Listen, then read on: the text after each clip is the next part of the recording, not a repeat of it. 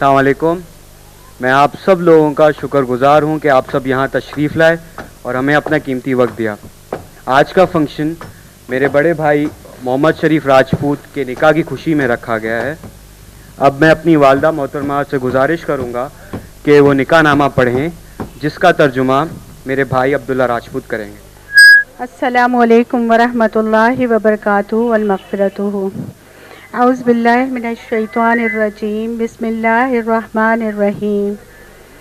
अल्हम्दुलिल्लाहि नहमदुहु व नस्तईनुहु व नस्तग़फ़िरुहु व नऊज़ु बिल्लाहि मिन शुरूरि अनफुसिना व मिन सय्यिआति अमालिना। मन यहदिहिल्लाहु फला मुद्दिल्ल लहु व मन युद्लिल फला हादिय लहु। व अशहदु अन्न ला इलाहा इल्लल्लाह व अशहदु अन्न मुहम्मदन अब्दुहु व रसूलुहु। या अय्युहल्लज़ीना आमनुत्तक़ुल्लाह हक़्क़ तुक़ातिही वला तमूतुन्न इल्ला व अंतुम मुस्लिमून। या अय्युहन्नासु इत्तक़ू रब्बकुमुल्लज़ी ख़लक़कुम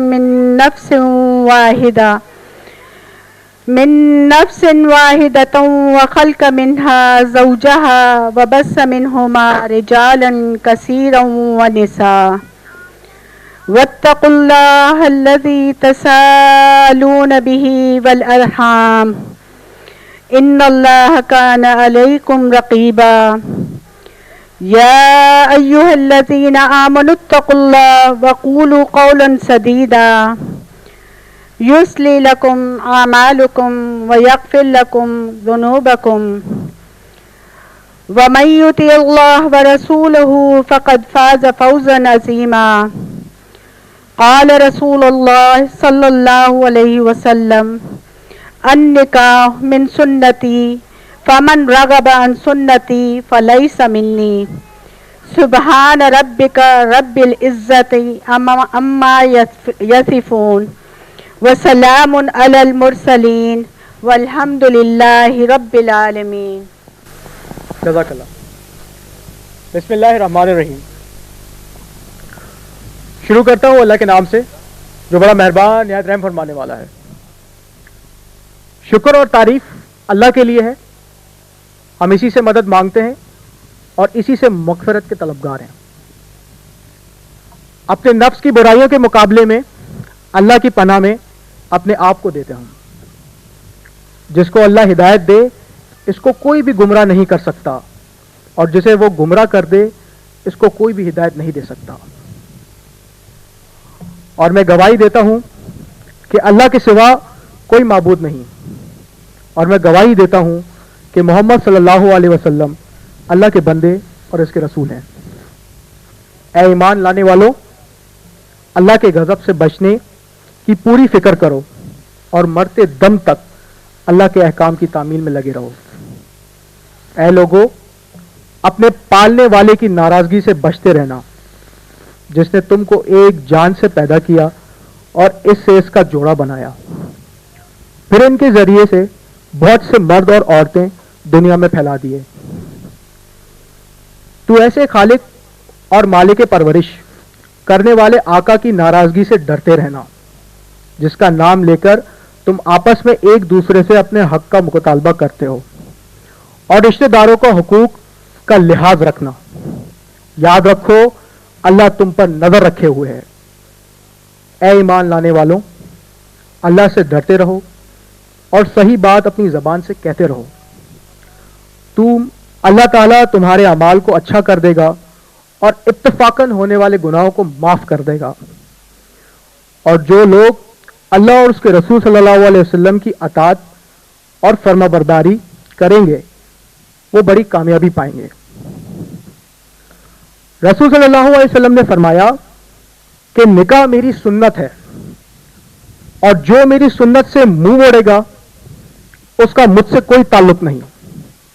पाक है तेरा रब इज्जत वाला उन ऐबों से जो काफिर कहते हैं। और सलाम हो सब रसूलों पर और सारी तारीफें अल्लाह परवरदिगार आलम के लिए हैं। शुक्रिया। जज़ाकल्लाह। अब मैं अपने वालिद साहब बरकत अली राजपूत को दावत देता हूँ कि वो यहाँ आएँ और अपने ख़यालात का इज़हार करें। बिस्मिल्लाहिर्रहमानिर्रहीम, अल्हम्दुलिल्लाहि रब्बिल आलमीन और रहमानिर्रहीम मालिक यौमिद्दीन, इय्याक नअबुदु व इय्याक नस्तईन, इहदिनस सिरातल मुस्तकीम, सिरातल लज़ीना अनअमता अलैहिम गैरिल मग़दूबि अलैहिम वलद्दालिन।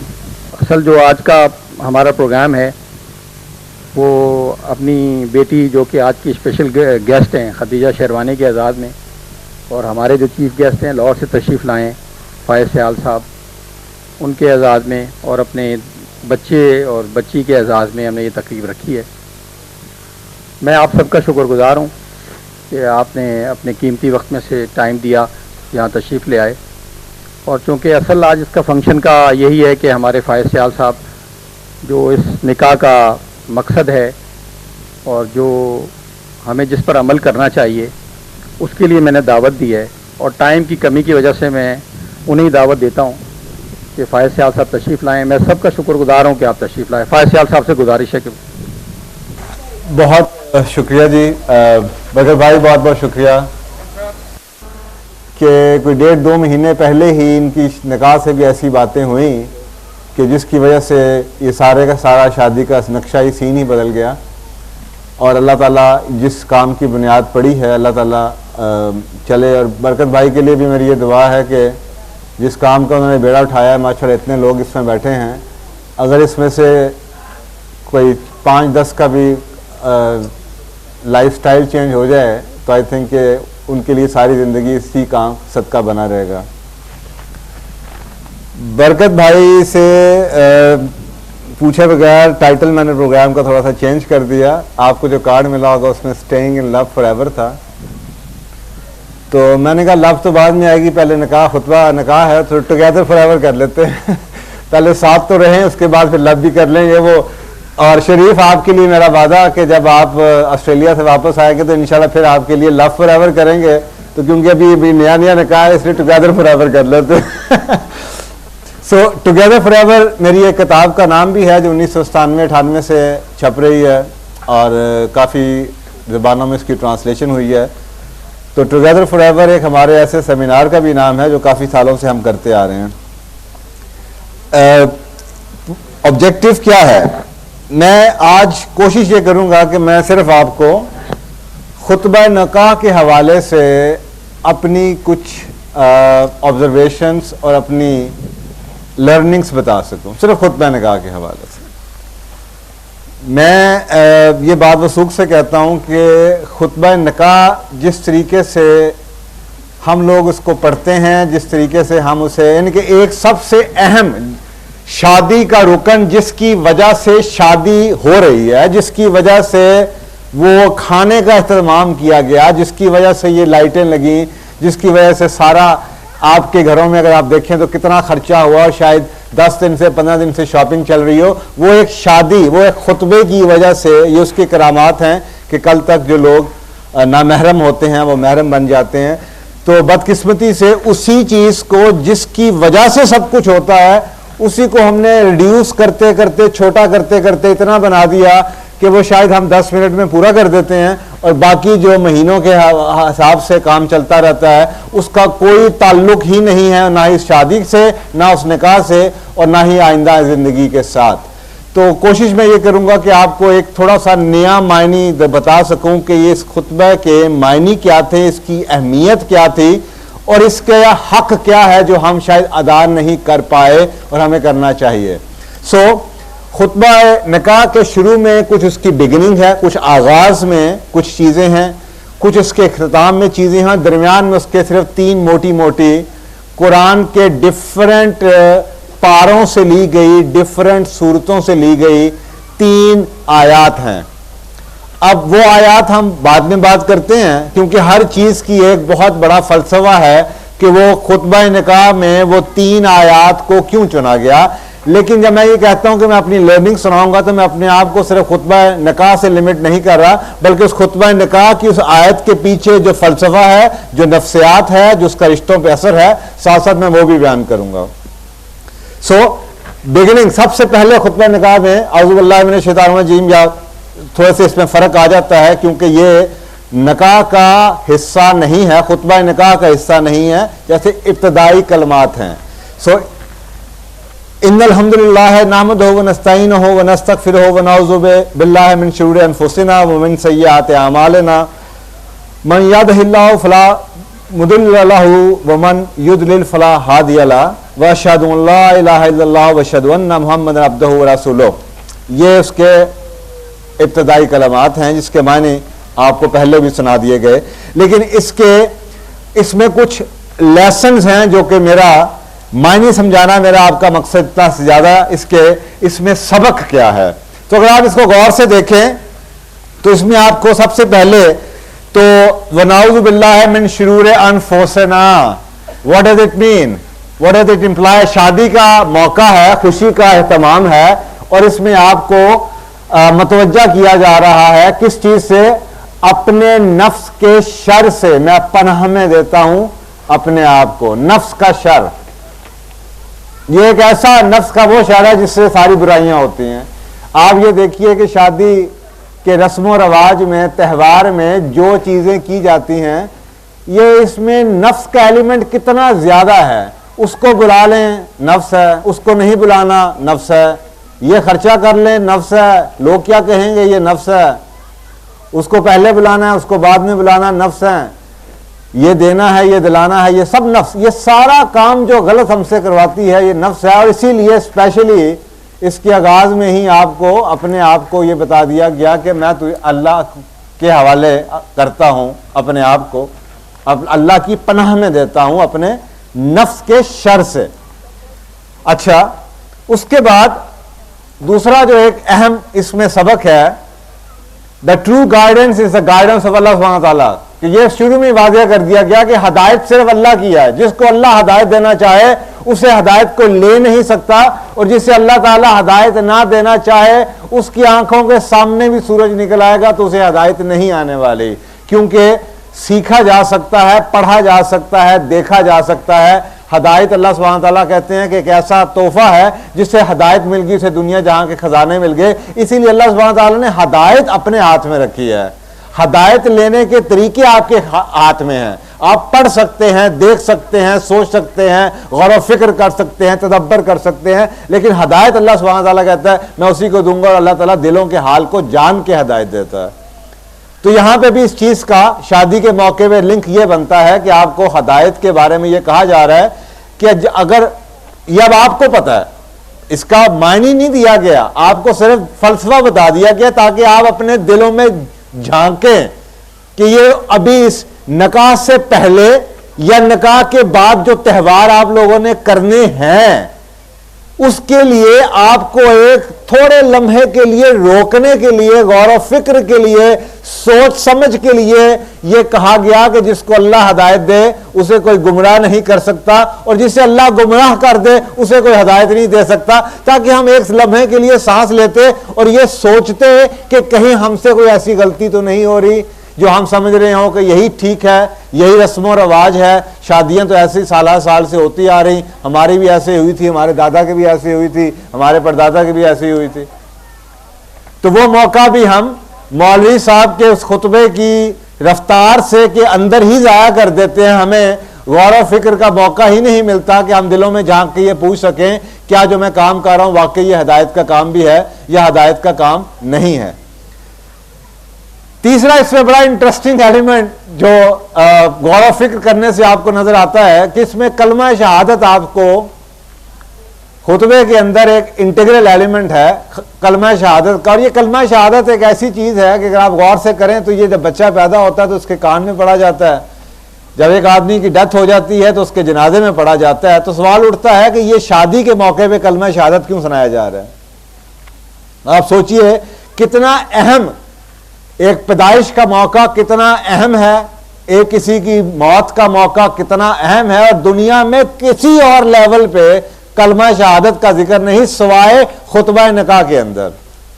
अब सोचने वाली बात है कि इस निकाह में, इस शादी से क्या कुछ हो सकता है या होना है जिसकी तरफ अल्लाह आपकी तवज्जो मबजूल करवाना चाह रहे हैं कि ये शायद आपके ईमान इस वक्त खतरे में पड़ चुका है, या शायद आपको दोबारा मुसलमान किया जा रहा है, आप मुसलमान थे नहीं, कोई वजह भी हो सकती है।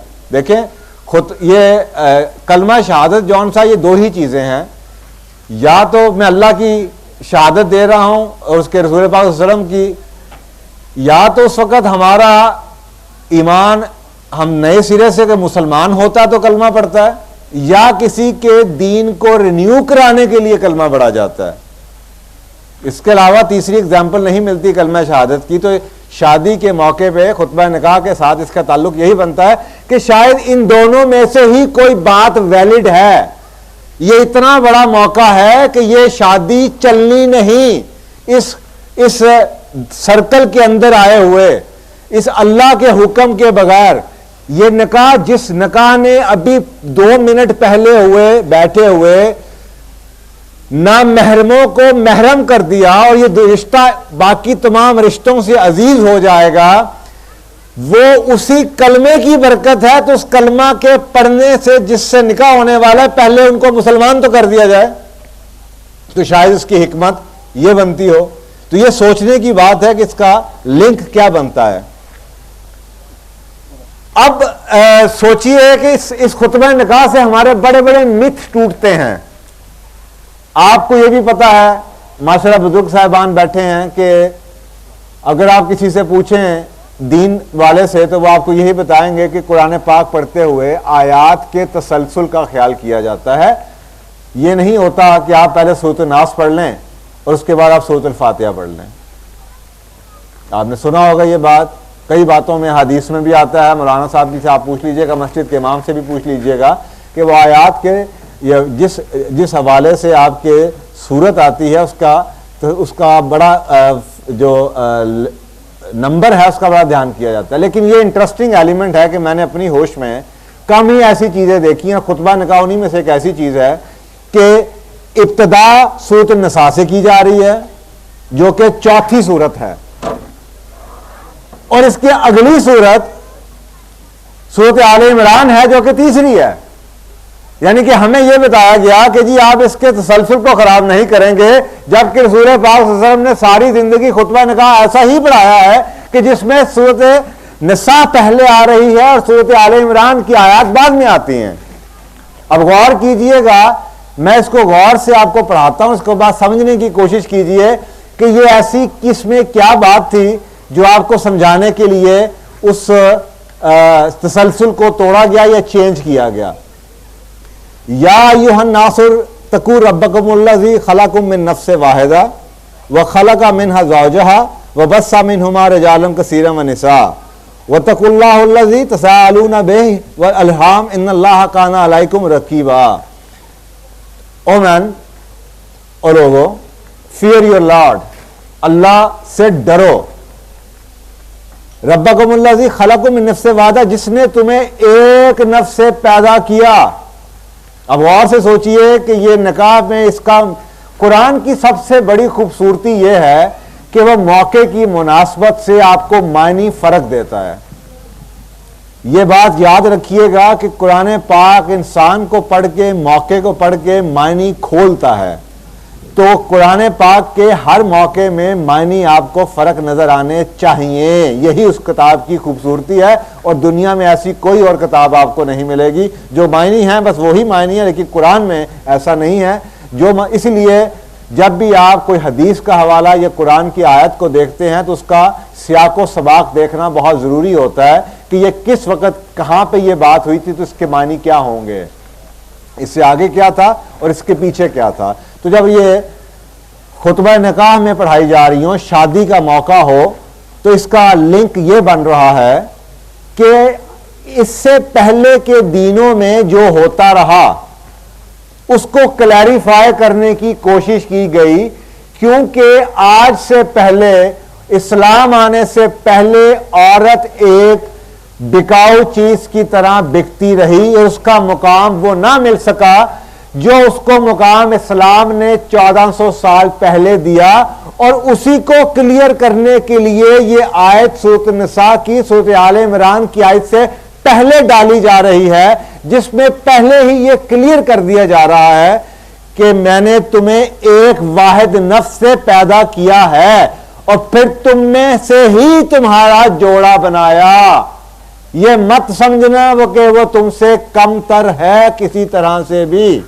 और इसका सबूत यह है कि अगर आप ज्यूज बनी इसराइल की ओल्ड टेस्टामेंट में देखें तो ये कुछ आपकी स्क्रीन में आपके सामने ओल्ड टेस्टामेंट के कुछ जेनेसिस किताब का नाम है और उसकी 27 और 28वीं वर्ष ये कहती है, so God created man in his own image, in the image of God he created him. Allah ने इंसान को अपने इमेज में पैदा किया, male and female he created them, औरतों और आदमियों को उसने क्रिएट किया।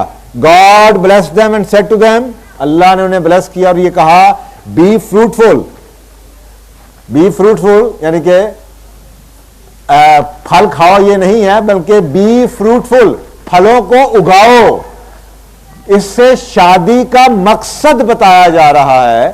सूरत आले इमरान की आयत नंबर अब आपको मानी देगी कि जब यह जिक्र किया जा रहा है कि मैंने तुम में से तुम्हें एक ही नफ्स से पैदा किया और तुम्हारे जरिए बहुत से मर्दो जन इस दुनिया में फैला दिए, तो इसका मकसद निकाह का यह है कि इससे आलमे इस्लाम या समझ लीजिए इंसानियत की बका के लिए यह जरूरी है। और उसी को पहले ही लाइन में क्लियर कर दिया। और यह सिर्फ इस्लाम ही नहीं कह रहा, बल्कि बने इसराइल की किताब ओल्ड टेस्टामेंट में भी यही कहा जा रहा है कि बी फ्रूटफुल, कि फलदार पौधे की तरह बनो, एंड इंक्रीज इन नंबर, और नंबर में बढ़ जाना, फिल द अर्थ, और दुनिया को या जमीन को भर देना।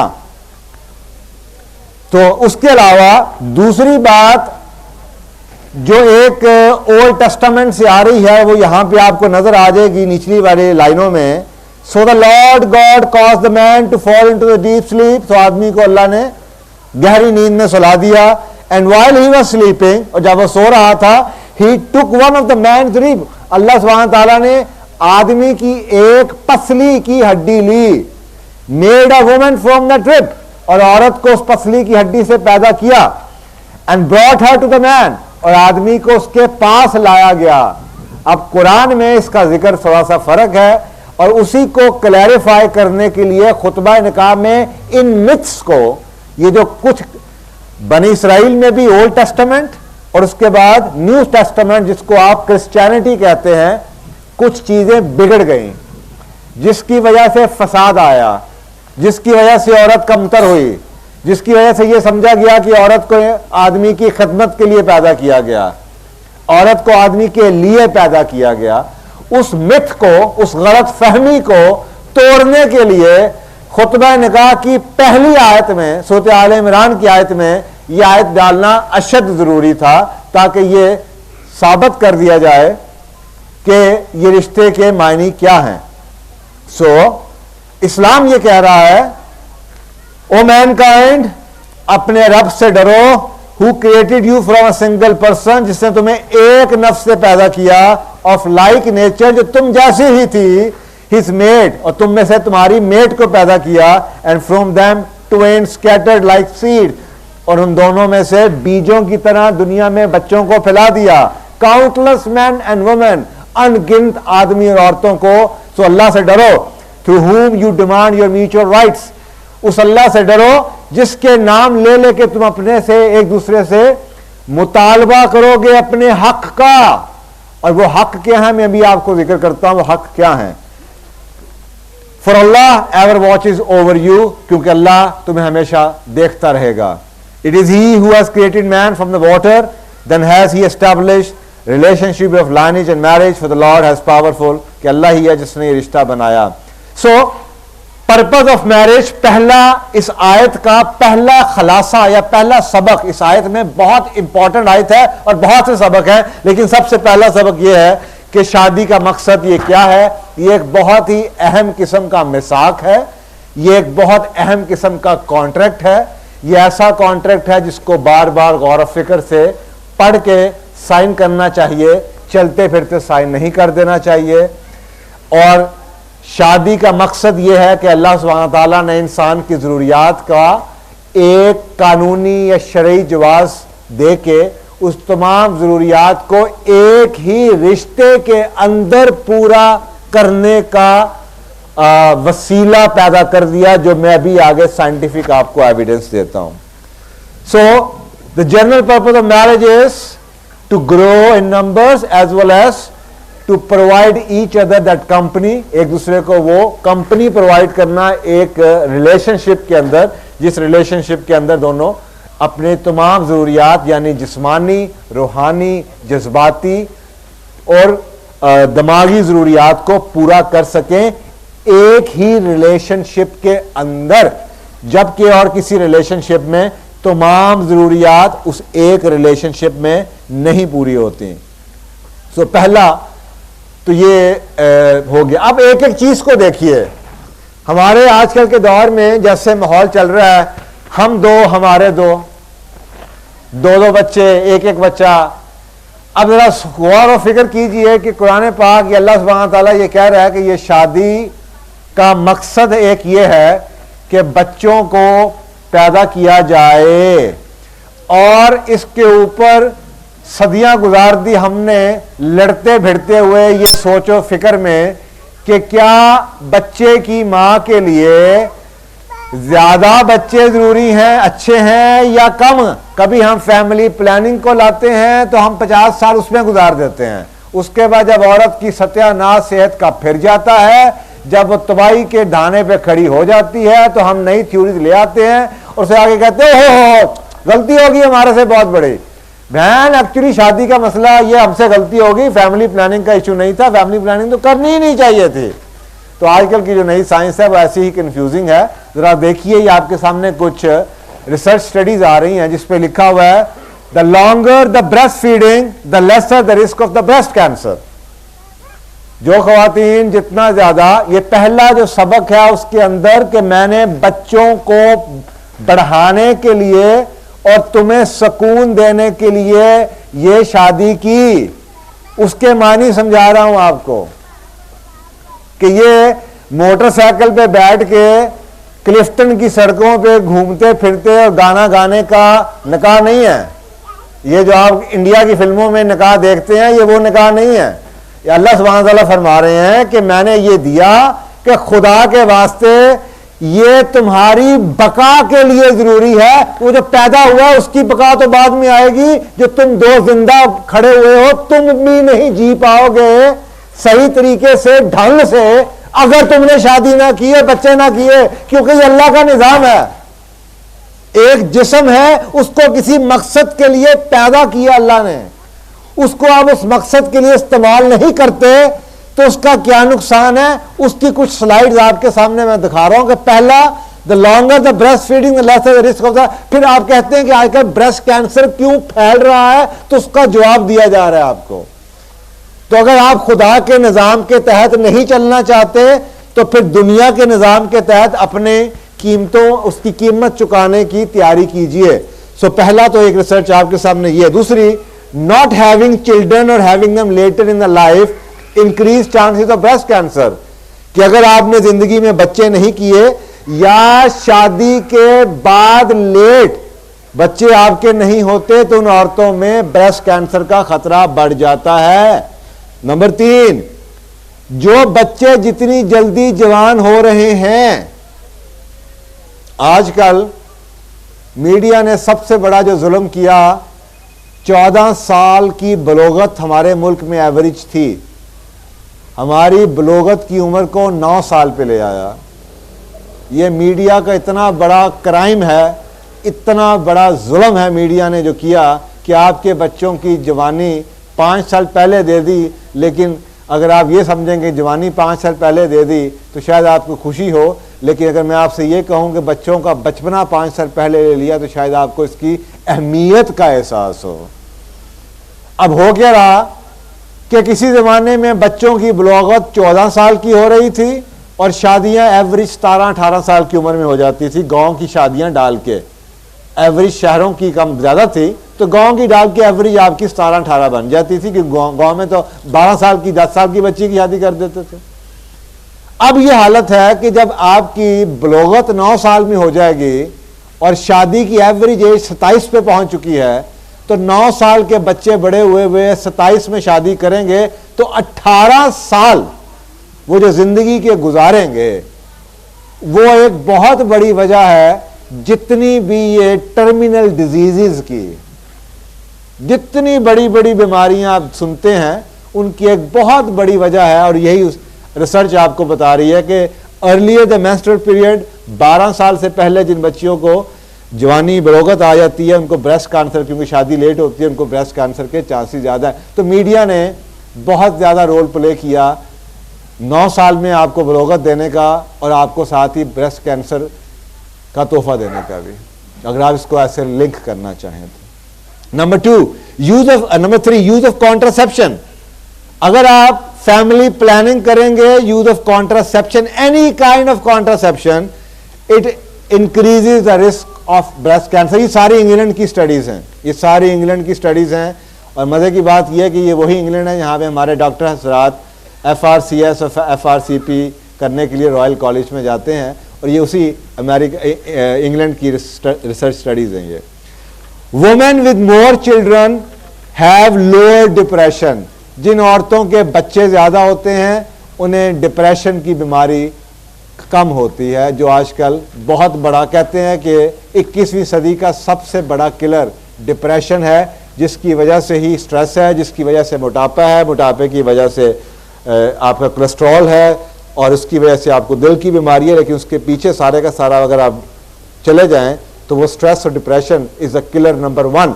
21वीं सदी का सबसे बड़ा तोहफा, मॉडर्न लाइफ का सबसे बड़ा तोहफा जो हमें मिला है वो डिप्रेशन है।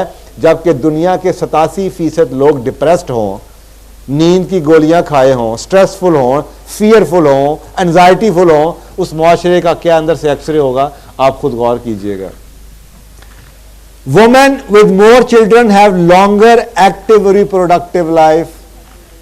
जिन औरतों के बच्चे ज्यादा होंगे वो ज्यादा देर तक प्रोडक्टिव रह सकती हैं, बजाय इसके उन औरतों के जो कि 1 या 2 बच्चों के बाद फैमिली प्लानिंग शुरू करेंगी, तो उनकी रिप्रोडक्टिविटी, जिस चीज़ के लिए अल्लाह ने उनको, एक समझ लिया कि ऐसा इंजन, जिस इंजन का काम ख़त्म हो जाए, वो अल्लाह ताला, वो फिर कहते ना कुरान पाक में अल्लाह सुब्हानहू तआला ने फरमाया कि अगर तुम शुक्र करोगे तो मैं तुम्हें और दूंगा, और अगर तुम नाशुक्री करोगे तो जो है वो मैं तुम्हें, मेरा अजाब सख्त है। तो मैं उसको अक्सर औक़ात इसी तरीके से देखता हूँ कि अल्लाह सुब्हानहू तआला ने अगर एक चीज़ आपको दी है और आप उसका इस्तेमाल सही नहीं करते, तो इसका ये एक नाशुक्री का एलिमेंट है कि अल्लाह ने आपको सेहत दी, आप सेहत का इस्तेमाल नहीं कर रहे, अल्लाह ने आपको आंख दी, आप आंखों का सही इस्तेमाल नहीं कर रहे, अल्लाह ने आपको जिस्म दिया, आप जिस्म को सही इस्तेमाल नहीं कर रहे, उसको अब्यूज़ कर रहे हैं। तो सुभान अल्लाह ताला के नज़दीक ये नाशुक्री है। इसी तरीके से अल्लाह ने आपको जवानी दी, अल्लाह ताला ने आपको सलाहियत दी, और आप उस सलाहियत को यूज़ नहीं करते, आप कहते नहीं जी बस 2 ही बच्चे काफ़ी हैं। तो साफ ज़रा कि वो जो 2 बच्चे हैं, आप मुझे मौलवी कहना चाहें तो मुझे कोई इतराज़ नहीं है, लेकिन मैं हूँ नहीं मौलवी, मैं बहुत ही मॉडर्न किस्म का पढ़ा लिखा आदमी हूँ, और मैं आपको साइंटिफिक एविडेंस के साथ ये बात बता रहा हूँ, क्योंकि ये बात जो मैं कह रहा हूँ शायद आपको मेरी मौलवी वाली लग रही हो, लेकिन ये मौलवी वाली बात नहीं है, ये अल्लाह के निज़ाम की बात है। अल्लाह सुब्हानहू तआला ने ये दुनिया बनाई है, आपको पसंद हो या ना पसंद हो, जिसने जो चीज़ बनाई है उसके बारे में वो चलेगी कैसे वही जानता है, मैं और आप नहीं जानते। जो बनाने वाला किसी चीज़ को, वही जानता है कि ये चीज़ चलेगी कैसे, और वही आपको ये बता रहा है कि जिस चीज़ के लिए ये बनाई है, आपने उस सिस्टम को चोक कर दिया, आपने उस सिस्टम को बंद कर दिया। जो एक सिस्टम था रिप्रोडक्टिव साइकिल, आपने उसको बंद कर दिया। उसका नुकसान क्या हो रहा है आगे देख लीजिए। Fewer the children higher the risk of hysterectomy. Uterus निकाल दिया जाता है, यूट्रस में कैंसर लग जाता है। शहरों में रहने वाली कम बच्चे वाली, क्योंकि मैं डॉक्टरों के साथ काफ़ी हूँ, तो पिछले सालों में कहते हैं कि ये शरह दिन ब दिन बढ़ती चली जा रही है। 35 साल से ज़्यादा औरतें जो सी हैं उम्र की, जिनके 2 बच्चे थे और बच्चों की पैदाइश में 10-15 साल का गैप है, उसके बाद से नहीं हुए, तो उनको 35-37 साल की उम्र में उनका यूट्रस निकाल दिया जाता है, क्योंकि उसमें कैंसर के एलिमेंट्स आ जाते हैं। अब आप ये अल्लाह का उस आयत से रिलेट कीजिए कि अगर तुम नाशुक्री करोगे तो बेशक मेरा अजाब भी सख्त है। तो अगर तुमने नाशुक्री ही करनी है, तुम्हें रिप्रोडक्टिव की ज़रूरत ही नहीं है, तो अल्लाह ताला कहता है फिर ये वापस कर दो, निकाल दो, इसको बाहर फेंक दो, तो वो यूट्रस ही निकाल दिया जाता है। तो ये एक बहुत बड़ा नुकसान है उस शादी का, और अल्लाह ताला आपको इसी से समझाने की कोशिश में मेरा और आपका काम। अभी मैं पहली आयत की सिर्फ पहली ही हिस्से में और आपको सुना रहा था। दूसरी बात, रिब का जिक्र है कि अल्लाह सुब्हानहू व तआला कहते हैं कि मैंने औरत को पसली से पैदा किया। अब इसके बारे में मैं, ये सही बुखारी का हदीस है, ये मैं तफसील में नहीं जाऊंगा क्योंकि बस बता दिया कि रिब से पैदा किया, लेकिन इस पे इशू कहाँ से शुरू होता है? इस पे इशू ये होता है कि इस पे साथ ये भी कहा कि ये एक ऐसी हड्डी से पैदा की गई कि इसको तुम सीधा करने की कोशिश करोगे तो ये टूट जाएगी, लेकिन अगर तुम आप इसको टेढ़े रहते हुए ही इससे फायदा उठाओगे तो तुम्हें इससे बहुत फायदा मिलेगा। और आई थिंक ये जानने की ये मर्द हजरात को बहुत जरूरत है। वो सारी जिंदगी इस औरत का सीधा करने की कोशिश करते रहते हैं, शायद वो सीधी नहीं होती, वो खुद बेचारे टूट जाते हैं। तो आपके लिए सबक ये है कि उसकी टेढ़ेपन से ही फायदा उठाने की कोशिश कीजिए। कमान को टेढ़ा ही चाहिए, कमान को सीधा करेंगे कमान टूट जाएगा। अल्लाह सुब्हानहू व तआला ने अगर उसको टेढ़ी पसली से पैदा किया तो उसकी मंतक को जानने की कोशिश कीजिए, बजाय उसके कि अल्लाह के निज़ाम को चेंज करके उसको सीधा करने की कोशिश कीजिए। तो साइंटिफिकली आपको यह बताना चाह रहा हूं कि रिब पसली है क्या। अगर आप गौर से इंसान के अंदर देखें, वो आपके सामने तस्वीर आ रही है, तो रिब जौन सी है, पसली एक एक्चुअली केज है।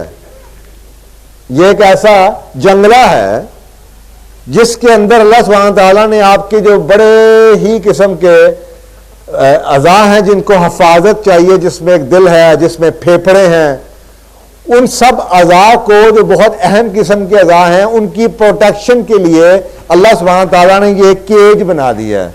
ये एग्जैक्टली वो तस्वीर आपके सामने आ रही है। ये पसली का ये केज है जिस पे आपका पूरा जिस्म चला हुआ है। अब गौर कीजिए कि अल्लाह ने पसली का जिक्र क्यों किया। अल्लाह ने ये क्यों नहीं कहा सर की हड्डी से पैदा किया, हाथ की हड्डी से पैदा किया, पांव की हड्डी से पैदा किया, और की हड्डी का जिक्र आ सकता था। पसली का जिक्र है, ये तो मेरा आपका काम था ना। ये सोचेंगे पसली का नाम क्यों है, पसली का जिक्र क्यों किया, पसली होती क्या है, पसली करती क्या है, पसली की अहमियत क्या है। हमने जहमती गवारा नहीं की। तो पसली आपको बता दिया कि अगर आप खड़े हैं आज इस वक्त कुर्सी पे बैठे हैं तो आप अपनी पसली की वजह से कुर्सी पे बैठे हैं। अगर आपकी पसली ना होती तो आप खड़े नहीं हो सकते, आप बैठ नहीं सकते, क्योंकि आपके पूरे जिस्म को उठाने वाली आपकी वो पसली की हड्डी है। तो इसी तरीके से आपके पूरे जिस्म को चलाने वाली वो एक औरत की वो पसली की वो हड्डी औरत है, जिसके साथ हम वो सलूक करते हैं जो शायद साल साल से आपको समझ नहीं आती कि मुसलमानों के मुआशरे में औरत के साथ ये सलूक हो क्या रहा है। हम ये भूल ही चुके हैं कि हम भी नहीं चल पाएंगे अगर वो पसली की हड्डी नहीं होगी। और यही आपको बताने की कोशिश की जा रही है कि रिब एक ऐसी चीज है कि अगर ये टूट जाए, और आपको पता कितनी शदीद तकलीफ होती है, तो औरत जैसी भी है, टेढ़ी है या सीधी है, उस पर अपना एनर्जी ज़ाया ना कीजिए। ये जरूर याद रखिए कि आपके दिल को प्रोटेक्ट करने वाली है, वो आपके दिल को प्रोटेक्ट करने वाली है। और यही उस हदीस में इस चीज का जिक्र है कि अगर तुम उसके टेढ़ापन से में ही रहोगे तो बहुत सा फायदा उठाओगे। तो अगर आप इसके टेढ़ेपन को ही इंजॉय करना चाहें तो आप कर सकते हैं, क्योंकि इसी टेढ़ेपन ने आपके दिल भी रखा हुआ है। अगर वो सीधी हो गई तो जो उसकी खूबियां हैं वो साथ वो खूबियां भी ले चली जाएंगी, तो फिर शायद आप में उसमें कोई फर्क ना रहे। तो वो जो सारी रात उठ के आपका इंतजार करती है, बच्चों को के साथ जागती है, तो शायद उसी टेढ़ेपन के लिए ही कि कल तक 20 साल 25 साल अपने बाप के साथ जिंदगी गुजारी और आपके साथ शादी हुई से अभी 2 दिन नहीं हुए, सब कुछ भूल जाती है। शायद ये उसकी कुछ क्रिकेटनेस की कुछ एग्जाम्पल्स आपको दे रहा हूं। तो ये सारे फायदे आप उठाते हैं, शायद उसी वजह से उठाते हैं कि उसके अंदर वो क्रिकेटनेस है, अगर आपने उसको टेढ़ा कर दिया तो वो टूट जाएगी। औरतें नफ्सियात कहती है देर वेरी डिफिकल्ट, औरतें देर डिफिकल्ट टू अंडरस्टैंड, क्योंकि उनके मूड स्विंग्स बहुत हैं, मूड के फेजेस बहुत हैं।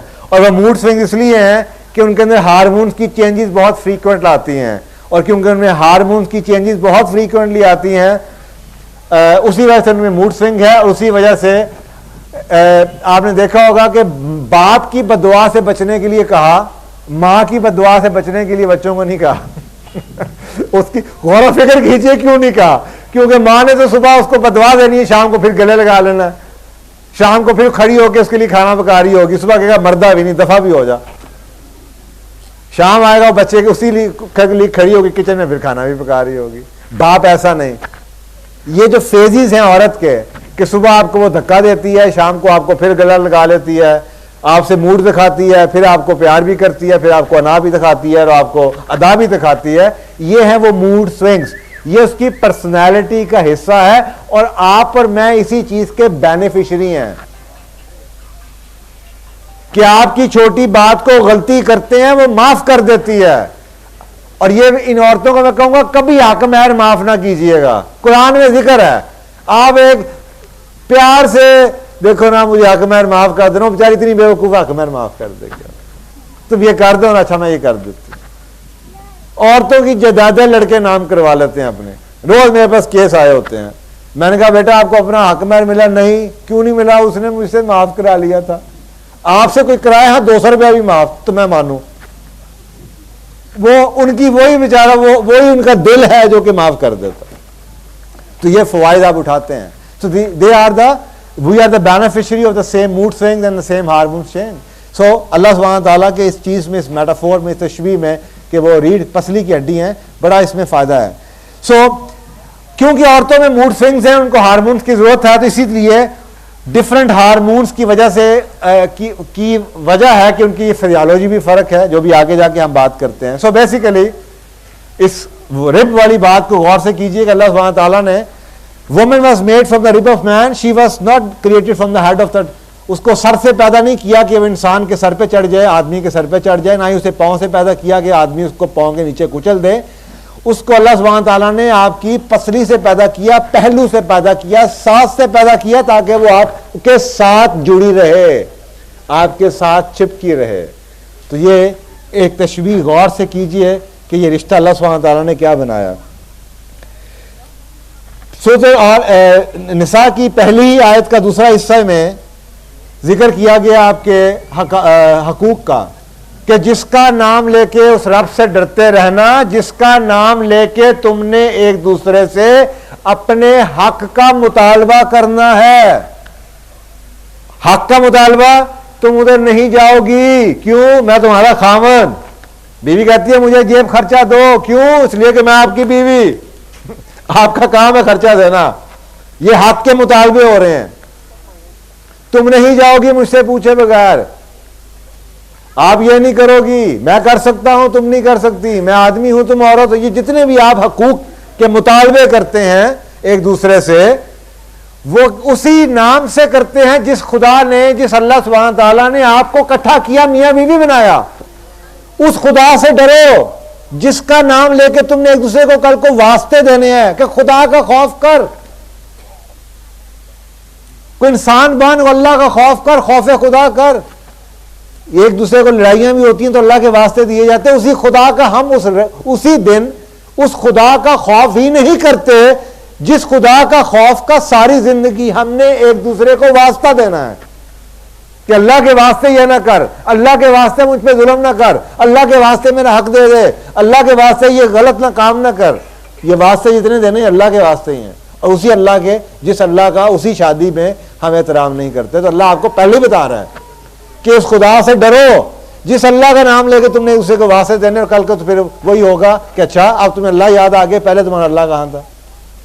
तो ये इस पर जिक्र है। सो पहला औरत का जो हक है वो क्या है?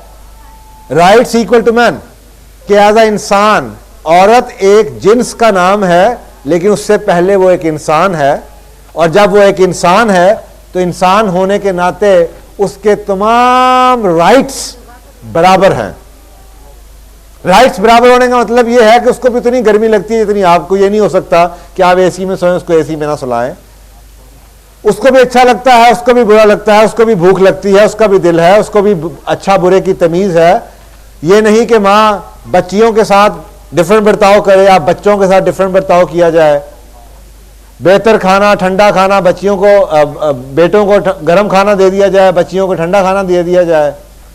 तो एज अ इंसान दोनों बराबर हैं। पहला हक तो यह है कि the woman has the right to feel and right to think. वो सोच भी सकती है, वो महसूस भी करती है, उसको एजुकेशन का हक भी हासिल है, उसे लर्निंग और ग्रोइंग का हक भी हासिल है। आप उसे मस्जिदों में जाने से नहीं रोक सकते, उसे सीखने से नहीं रोक सकते, उसे पढ़ाई से नहीं रोक सकते।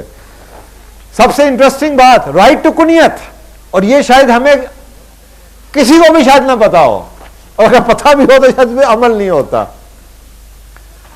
एक औरत के पास कुनियत का राइट है।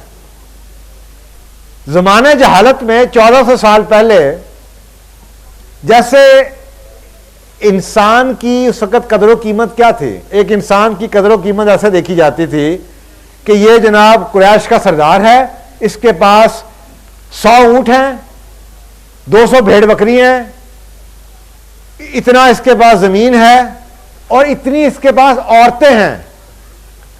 1400 साल पहले मक्का में किसी आदमी की इमारत इस तरह देखी जाती थी कि इसके पास घोड़े कितने हैं, मवाशी कितने हैं, खच्चर कितने हैं, घोड़े ऊंट कितने हैं और औरतें कितनी हैं। तो उस जमाने में औरत जब आप लेते थे, या आज ऐसी ही बात है जैसे अभी आप गाड़ी खरीद के आए तो सुबह सबसे पहले जाके ना उस गाड़ी का टाइटल आप चेंज कराएंगे, वो गाड़ी को अपने नाम करवाएंगे कि जी आप गाड़ी मैंने खरीद ली, ये गाड़ी मेरी होगी, इसका नाम चेंज कर दें जी, मेरी है, मैं मालिक उस गाड़ी का। तो उस जमाने में भी जब औरतें बिकती थी, औरतें उठाई जाती थी, औरतें जंगों में जीती जाती थी, तो सबसे पहले जिसको औरत अलॉट की जाती थी वो उसकी कुनियत चेंज करता था, नाम अपना लगा देता था कि ये मेरी हुई, और वो उसकी इमारत की निशानी थी। उसके बाद 200 हैं, इसके बाद 300 हैं, इसके बाद 400। ये जमाने जहालत की तहजीब बदकिस्मती से आज तक खड़ी है उसी तरह कि जिस दिन औरत की शादी होती है अगले दिन जाके उसका शनाख्ती कार्ड बदलवाया जाता है, उसका नाम बदलवाया जाता है। ये दीन में किसी जगह, आप मुझे बताइए, आप हदीस की किताब उठा लीजिए, हजरत फातिमा का जिक्र आ रहा है, हजरत आयशा का जिक्र आ रहा है, किस तरह जिक्र आता है, किस तरह जिक्र आता है? फातिमा बिन्त आता है या फातिमा का नाम उनके हस्बैंड का साथ आता है? गौर कीजिए, जिस दीन को आपने कबूल किया हो, मैंने तो नहीं किया ना, आप कहते हैं कि मैं दीन में हूं, मैं इस्लाम में हूं, आप कहते हैं, तो आप सोचिए कि वो क्या चीज है जिससे दीन दीन बनता है। सिर्फ कलमा का नाम दीन तो नहीं है। अभी मैं जब यहां पे आया तो इधर एक बड़ी मजे की बहस हो रही थी कि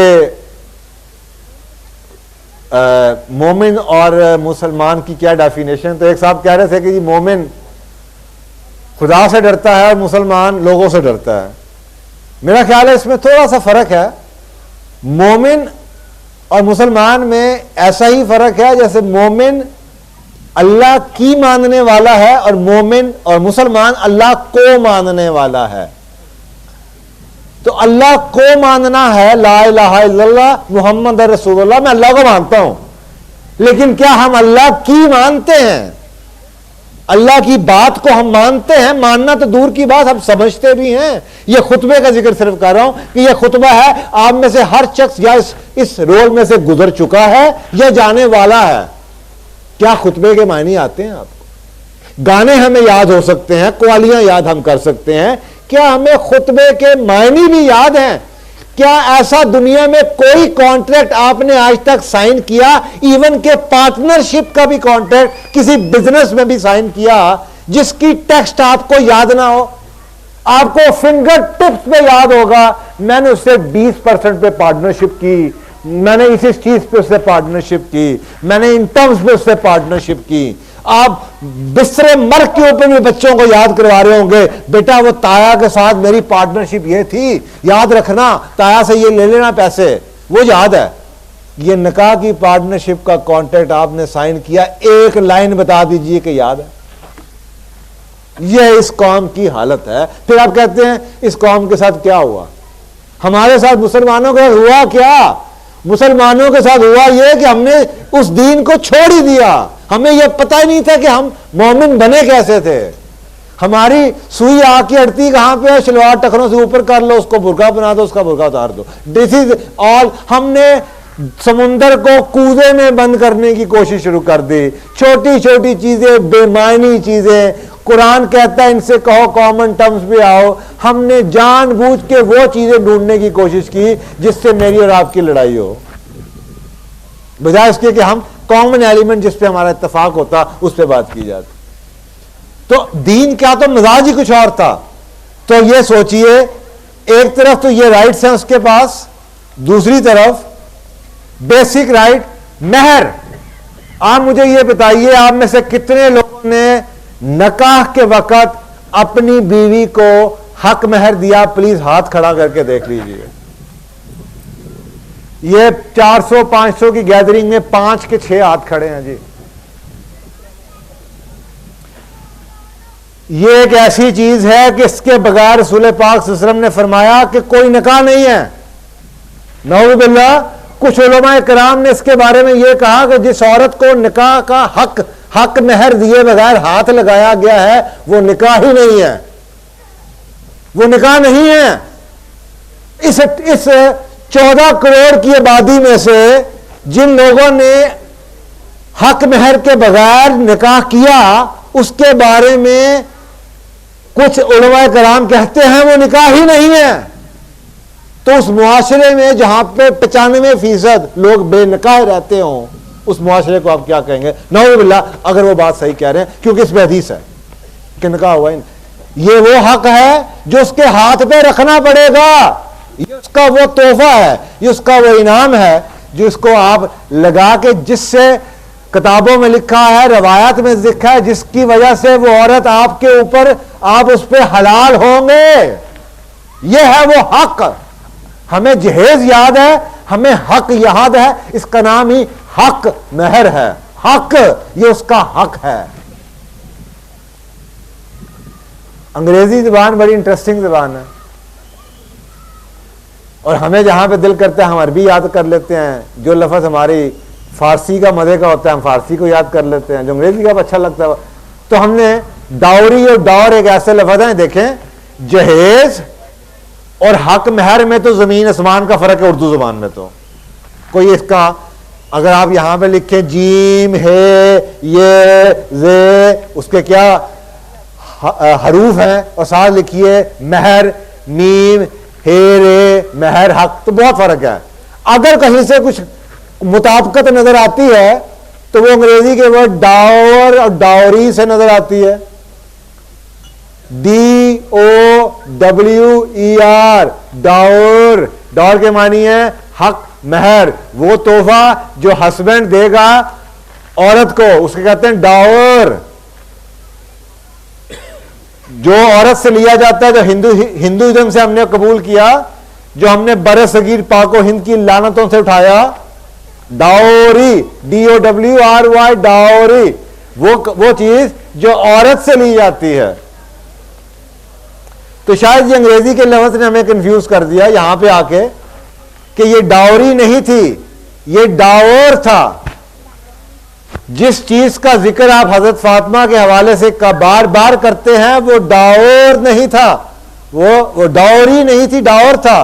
क्या आपने पूछा कि क्या है? जर्रा निकाली गई, जर्रा किसी के पास गिरवी रखवाई गई, उसके पैसे पाए गए और उनको बाजार में भेजा गया कि ये जाके चीजें लेके आओ, वो उनकी जर्रा थी, वो हक महर लिया गया, वो जहेज नहीं था। इसमें किसी किस्म का कोई डाउट नहीं है। किसी आलम के पास चले जाइए, लेकिन उसके बावजूद 1400 साल से जहेज की लानत आज तक बरकरार है, आज तक बरकरार है। फिर आप कहते हैं आपके साथ क्या हुआ? Number 2, provision of the residence. औरत को, जिस औरत को आप एक घर लेके आ रहे हैं, मैंने भी माशाल्लाह बड़े निकाहों में और बड़ी जगहों पे लेक्चर दिया, लेकिन बरकत साहब ने, जो मैंने ये पहली दफा जब मैं आया, बरकत भाई ने मुझे जब ये घर दिखाया तो मेरा पहला ये था कि आप बेटे की शादी कर रहे हैं तो वो खुशकिस्मत होगी। अगर बाकी चीज़ें भी हो जाती तो अल्हम्दुलिल्लाह सारी चीज़ें हो गई। कि आप मुझे बताइए कि आप अपनी बच्ची के लिए तो ये पसंद करेंगे कि उसको घर मिल जाए, क्योंकि उसका हक है, उसकी नीड है, उसकी ज़रूरत है। और घर ये नहीं कि 1 कनाल का हो, 400 गज का हो, 500 गज। घर मीन्स एक ऐसा घर चाहे एक कमरे में मुश्तमिल हो जहां पे वो आजादी, सिक्योरिटी, प्रोटेक्शन के साथ अपने दीन को प्रैक्टिस कर सके। कई ऐसे घर हैं जो कि 1200 गज पे भी घर होंगे, वो भी इस्लाम के घर के हवाले से उस पे क्राइटेरिया पे पूरे नहीं उतरते। जहां पे औरत को प्राइवेसी नहीं दी हुई आपने, जहां पे वो कमरे से बाहर निकलती है तो आगे लॉबी में 50 लोग बैठे हुए हैं, चाहे वो घर 1200 गज का हो। और कहीं एक छोटा सा कमरा जिसको आप क्वार्टर कहते हैं, सर्वेंट क्वार्टर कहते हैं, शायद वो भी घर की डेफिनेशन में, इस्लाम की शरीयत की डेफिनेशन पे पूरा उतरता है।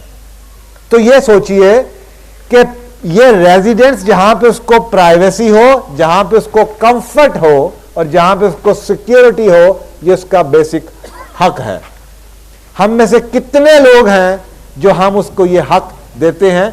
शादी के जिंदगी के पहले गोल्डन ईयर्स, 10 साल, 15 साल, 5 साल, 20 साल, तो हम उन बच्चों को ससुराल की खिदमत के चक्कर में ही ऐसे उलझाते हैं कि उनकी अपनी जिंदगी ही साइड पे रह जाती है। और अक्सर घरों में तो ऐसी स्टेज आती है कि वो बच्चियां मुझे आगे कहती हैं कि हमारी तो एक ही दुआ है कि शायद नाउज़ुबिल्लाह ये सास ससुर मरेंगे तो हमारी जिंदगी लैदा होगी।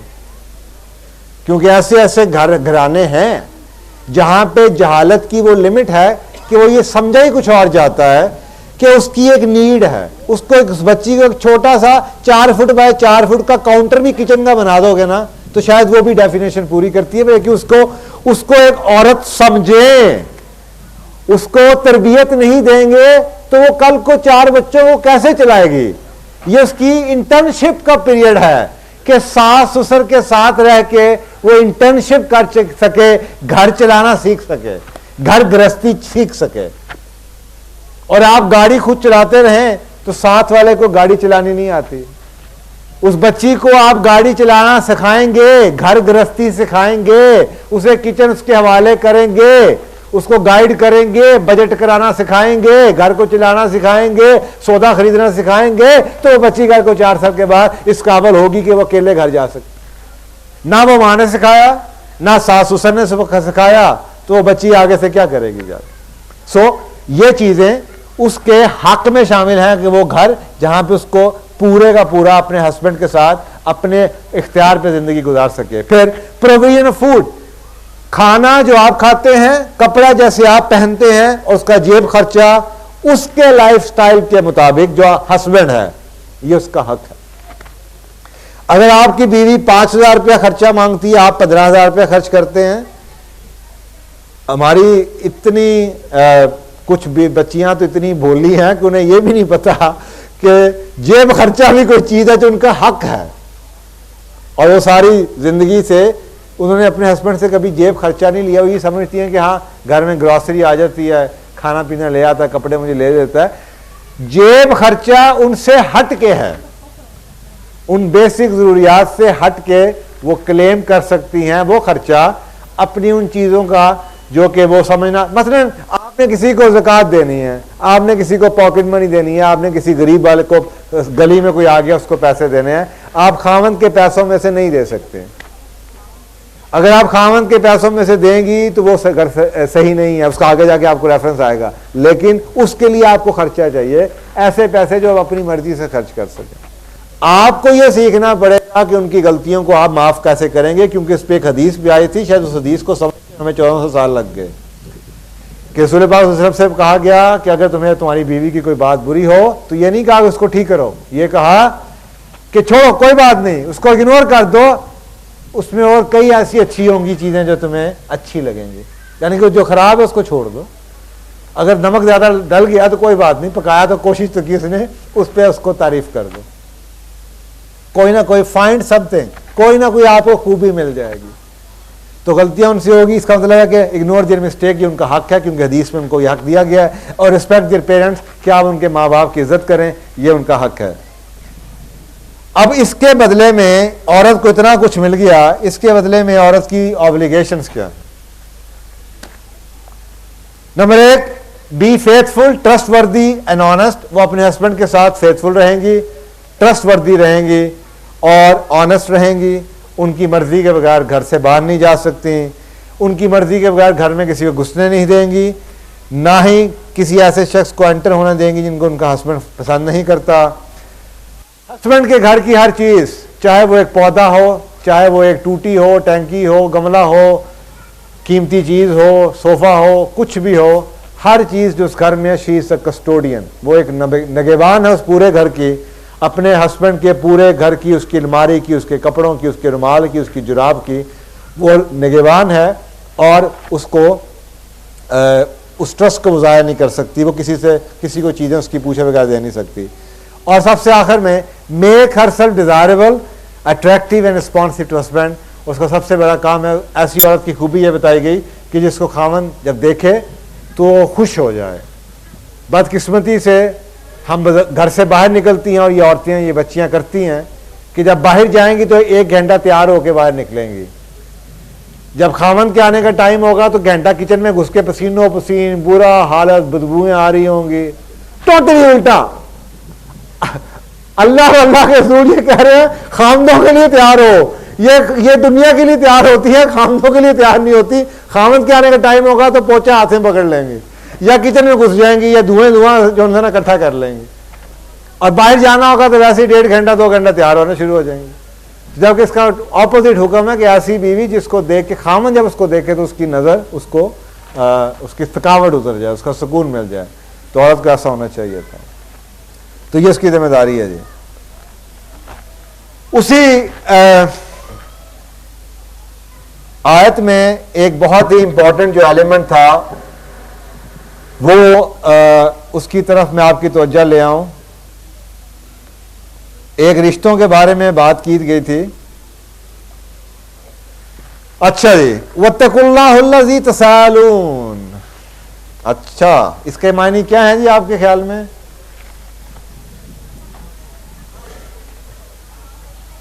दही वल अरहाम, रहम के रिश्तों को चलाना है। रहम के रिश्ते क्या होते हैं जी?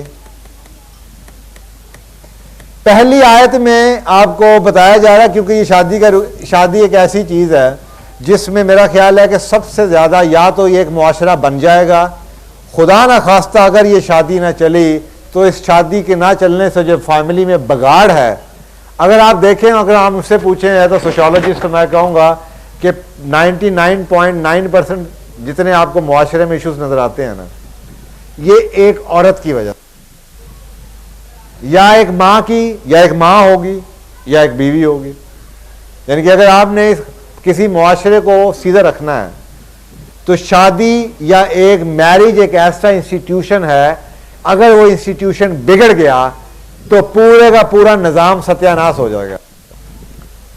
एक अच्छा इंस्टीट्यूशन मैरिज का पूरे निजाम को चलाने में मदद करेगा और आपको जितनी बुराइयां नजर आएंगी वो नहीं होंगी।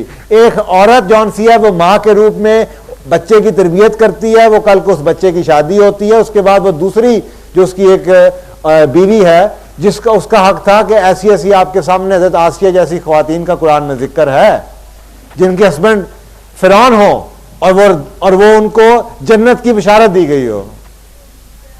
उनका जहाद क्या है? इनके रसूल पाक सल्लल्लाहु अलैहि वसल्लम से पूछा गया औरत ने कि या रसूल अल्लाह, ये आदमी तो सड़कों में जाते हैं, ये जंगें करते हैं, इनको तो आपने जहाद दिया, ये शहीद होते हैं, इनको तो इतना सवाब है, हम कहां पे जहाद करेंगे? तो आपने क्या फरमाया? तुम जो घरों में काम करती हो तुम्हारा जहाद वो जहाद है। उन पर फर्ज नहीं किया, लेकिन जैसे जहाद आपके ऊपर जब जरूरत आएगा फिर फर्ज होगा ना, इसी तरीके से जहाद, उनका जहाद आसानी के लिए अगर वो घर का काम करना चाहें तो वो उनके लिए जहाद का उस पर सवाब है जैसे आपके लिए जहाद का सवाब है। उन पर फर्ज नहीं किया गया, उनको इतना बड़ा उसका रुतबा दे दिया गया कि अगर वो चाहें तो ये कर सकती हैं। तो इसी तरीके से वो जो रहम के रिश्ते हैं, अगर हमने उन रिश्तों को ना निभाया, आप सोचिए अगर वो दो खानदान जो आपस में जानते नहीं, या तो आज से वो दो खानदान जुड़ जाएंगे या सारी जिंदगी के लिए टूट जाएंगे। एक बच्ची को देने वाले, उनको क्या पता कि 25 साल 20 साल जिस बच्ची को दिलो जान से प्यार किया है, वो बच्ची जिस घर में जा रही है कल को वो उसको उस बच्ची से मिलने भी देंगे कि नहीं देंगे? आप सोचिए कि इससे कितना बिगाड़ है मुआशरे में। अल्लाह सुब्हान ताला का हुक्म था कि इन रिश्तों को देखें, जो रिश्ता आप अपने हाथों से जोड़ते हैं वो इतना मुअज़्ज़ज़, इतना प्यारा रिश्ता होने के बावजूद अल्लाह सुब्हान ताला ने आपको तोड़ने की इजाजत दे दी। शादी आप तलाक दे सकते, लेकिन जो रिश्ता अल्लाह ने बना के भेजा है उस रिश्ते को आप नहीं तोड़ सकते। इस पे इतना शदीद हुक्म है, इसके अगर आप गौर और फिक्र कीजिए तो आप सोच नहीं सकते कि इसके बारे में कितनी सख्त किस्म की आयात और हदीस मौजूद है। मसलन एक हदीस है तिरमिज़ी की जिसमें यह कहा गया, अगर कोई गुनाह ऐसा होता जिस गुनाह का सजा दुनिया में ही मिल जाए तो वो गुनाह क्या है? रिश्तेदारों से रिश्ते तोड़ना। यानी कि हर घर में रिश्ता टूटा हुआ है, हर घर की कहानी है। और ये या अब इसको रिलेट कीजिए नफ्स से, जो पहली आयत में नफ्स का जिक्र किया। शादी में बजाय इसके कि दो नए घर आ रहे हैं, कई लोग नाराज होकर शादी में आए नहीं होंगे। कई लोग शादी में होंगे, जी मुझे पिछली सीट नहीं दी, मुझे अगली सीट नहीं दी, मुझे वहां पे नहीं बिठाया, मेरी तस्वीरें कम खींची, मुझे ऊपर क्यों नहीं बिठाया गया, मुझे ये नहीं। ये तो हमारी सोच का मेयार है।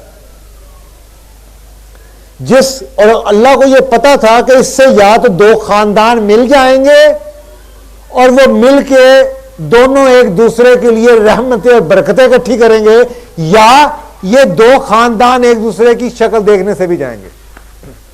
इसलिए खुतबा निकाह का हिस्सा बना दिया कि इन रिश्तों को तुम हर हाल में निभाओगे, कैटेगराइज कर सकते हो। एक खुदा से दूर है शख्स, उससे दूर मिल सकते हो, लेकिन कदा रहमी नहीं करोगे, तोड़ नहीं सकते।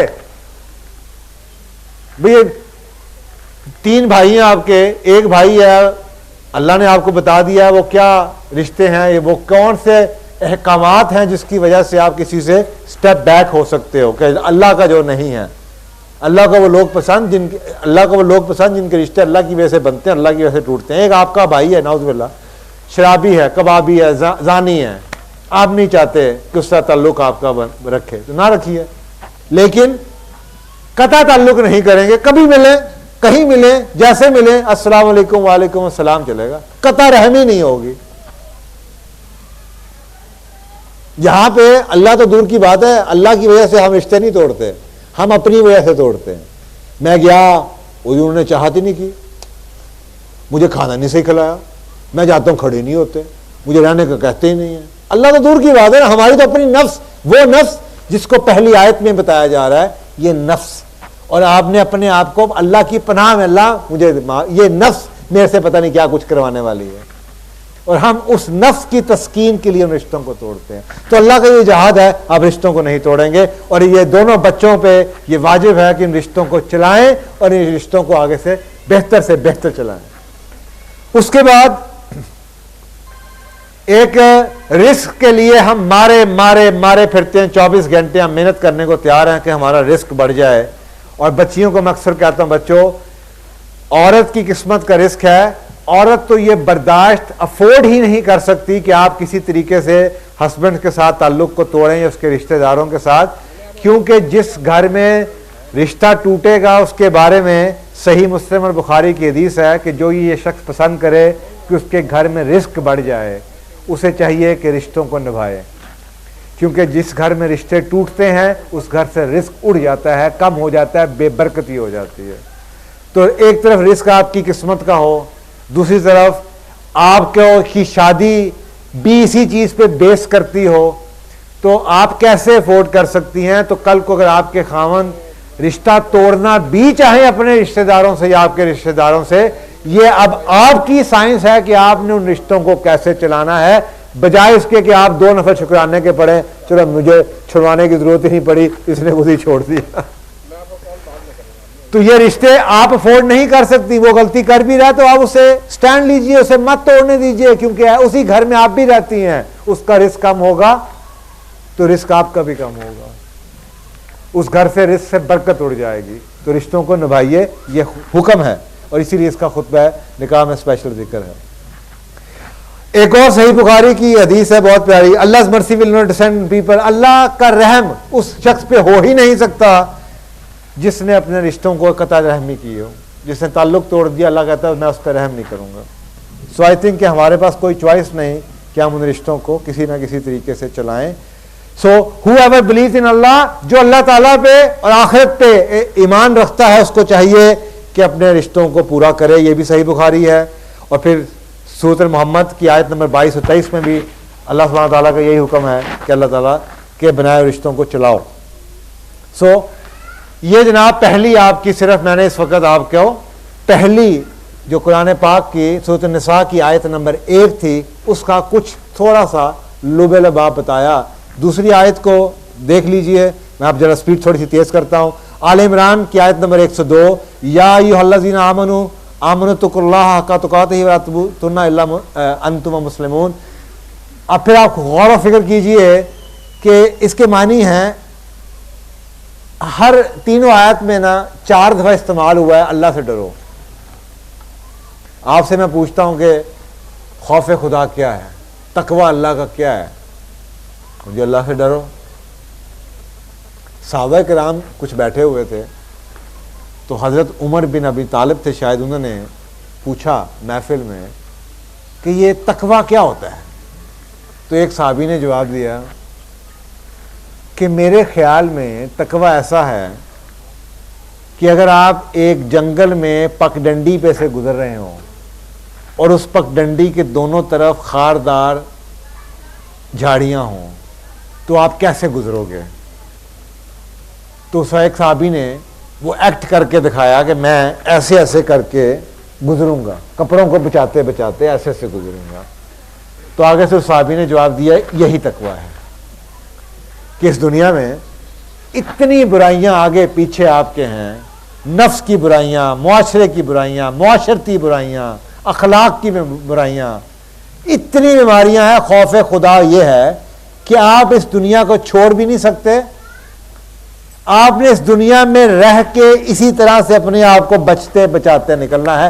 ये रसूल पाक सल्लल्लाहु अलैहि वसल्लम बाद में आए तो आप सल्लल्लाहु अलैहि वसल्लम ने पूछा कि इधर क्या हो रहा था, तो आपको बताया गया कि जी ये पूछा गया था, तो मैंने अपनी अकल के मुताबिक ये जवाब दिया। तो रसूल पाक सल्लल्लाहु अलैहि वसल्लम ने इस जवाब को इंडोर्स किया।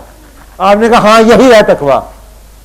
तो ये है तकवे की अलामत, और ये वही तकवा है जो खुदा पूरे खुतबा निकाह की 3 आयत में जिसका जिक्र 4 दफा आया, 3 आयत में 4 दफा जिक्र आया, क्योंकि ये खौफ खुदा के बगैर, ये बचते बचाने के बगैर ये रिश्ता चलना नहीं है। ये रिश्ता ऐसे ऐसे ही चलेगा, जिस तरह चलने का चाहिए या चलने का हक है उस तरह नहीं चल सकता खौफ के बगैर। सो ये इसका जिक्र है जी, यहां पे भी उसी का जिक्र किया जा रहा है। And let not yourself die but as Muslim, क्योंकि पहली आयत में यह कहा गया कि आपको कलमा पढ़ाया जा रहा है, दूसरी आयत में आपको यह कहा जा रहा है कि ऐसे मत तुम्हें मौत आए कि तुम मुसलमान ना हो। अब गौर कीजिए, इस आयत को खुतबे के निकाह की दूसरी आयत में कहा जा रहा है कि तुम्हें मौत ना आए जबकि तुम मुस्लिम ना हो, जबकि पहली आयत में आपको मुसलमान किया गया कलमा पढ़ा के शहादत। तो दोनों में क्या लिंक बना? इसका मतलब यह है कि इस शादी से आपका ईमान कितना ज्यादा वल्नरेबल है। किसी वक्त भी आप उस अहले ईमान तो दूर की बात है, इस्लाम के दर्जे से भी खारिज हो सकते हैं, जिसका आपको हिंट दिया जा रहा है। एक तरफ आपको मुसलमान किया जा रहा है, साथ ही ये कहा जा रहा है कि तुम पे मौत ना आए मां सिर्फ इसके कि तुम मुसलमान हो। इसका मतलब है कि शादी के बारे में आपके ख्याल में एक गुमान तो यही है कि मोमिन हो या ना हो, जिसने एक दफा कलमा पढ़ लिया वो सारी जिंदगी मुसलमान जरूर रहेगा। यही है ना जी। फिर इस आयत के क्या मानी है? इस आयत के मानी है कि ये शादी वाहिद एक ऐसी चीज है जिससे शायद आप इस्लाम के दायरे से भी निकल जाएं और किसी चीज से आपका कलमा नहीं टूटने वाला। ये शादी में कुछ ऐसी बातें हो सकती हैं कि ईमान तो दूर, आप शायद इस्लाम के दायरे से खारिज हो जाएं। तो आप सोचिए कि कितनी शादियां होंगी जो इस्लाम के दायरे में होंगी। ये ये इसको समझना, ये पूरी की पूरी शादी का स्ट्रक्चर ही चेंज हो जाएगा अगर आपने सिर्फ खुतबा निकाह का हक अदा कर दिया। पूरे की पूरी शादियों का स्ट्रक्चर चेंज हो जाएगा अगर आपने सिर्फ खुतबा निकाह का हक अदा किया, और फिर उस खुतबे की अगर हक अदा कर दिया तो उसकी रहमत से ये मुआशरा तब्दील हो सकता है। क्योंकि अरिस्टोटल और सोक्रेटिस ने कहा था, उससे पूछा गया, अभी बैठे हुए यहीं पे बातें हो रही थी कि इस मुल्क में बेगैरती हो चुकी है, लोग मर चुके हैं, उठते क्यों नहीं, क्या हो रहा है? तो अरिस्टोटल से भी किसी ने यह पूछा कि मैं ये नस्ल कैसे बदलूं। उसने आगे से क्या जवाब दिया? आप कहते हैं जरदारी बदल जाएगा तो मुल्क बदल जाएगा, नहीं बदलेगा। जवाब क्या आया? Give me the mother and I give you the leader. मुझे मां दो, मैं तुम्हें नस्ल दूंगा, कौम दूंगा। ये नहीं कहा मुझे आदमी दो, मुझे जरदारी दो, मुझे पीएचडी दो, मुझे बाहर के एजुकेटेड दो, मुझे सोने वाले दो, मुझे कोठियों वाले दो, मुझे महराजे दो, मुझे सऊदी अरब वाले दो, मुझे ये सूडान वाले दो, बादशाह दो, किंग दो, शेख और ब्रुनाई दो। ये नहीं कहा। ये रिसोर्सेज दो, या वजीफे दो, या IMF की एड दो, या IBRD की एड दो, या मॉनेटरी फंड दो, कुछ नहीं कहा। कहा मुझे औरत मां दो, give me the mother and I give you a new generation. इनकलाब आ जाएगा। मां वो एक चीज मां है, और जब आपने उस मां के साथ, वो औरत के साथ वो सलूक किया, उस औरत ने क्या किया इस मुआशरे में, कैसा आपसे इंतकाम लिया, ये देखिए, ये औरत का इंतकाम है। ये 40 साल का बच्चा जो कर रहा है, ये चीजें माहौल से नहीं सीखी जाती। किरदार इतनी जल्दी नहीं बिगड़ता, ये किरदार बना ही नहीं हुआ। आप कहते हैं बिगड़ गया, ये किरदार बना ही नहीं। हम हैं बिहेवियर के लोग, किरदार बना हुआ टूटता नहीं है ऐसे। ये आप कहते हैं किरदार खराब हो गया, हम कहते हैं किरदार बना ही नहीं था, आप कहते हैं खराब हो गया। मैंने अपनी नस्ल में तो कभी किरदार बना हुआ देखा ही नहीं। अगर मेरे से पहले, आज से 200 साल पहले किरदार बनता था, जरूर बनता होगा, मैंने नहीं देखा। मैंने तो अपनी नस्ल को देखा है, और मैं ये आपको वसूख से कहता हूं कि किरदार नहीं बनता, बनाया गया है ही नहीं। आप मुझे बता दीजिए कि आपने 18 साल की पढ़ाई में किरदार की कितनी किताबें पढ़ी। आप मुझे सिर्फ ये बता दीजिए कि इस मां ने कितनी कहानियां रात को सोते हुए आपको सुनाई हैं। या आज की मां जिसकी शादी आज होगी, ये अपने बच्चे को साथ लिटा के रात को कितनी कहानियां शेख अब्दुल कादिर जिलानी, सलाहुद्दीन अय्यूबी, सुल्तान टीपू की सुनाएगी। इसे खुद आती है?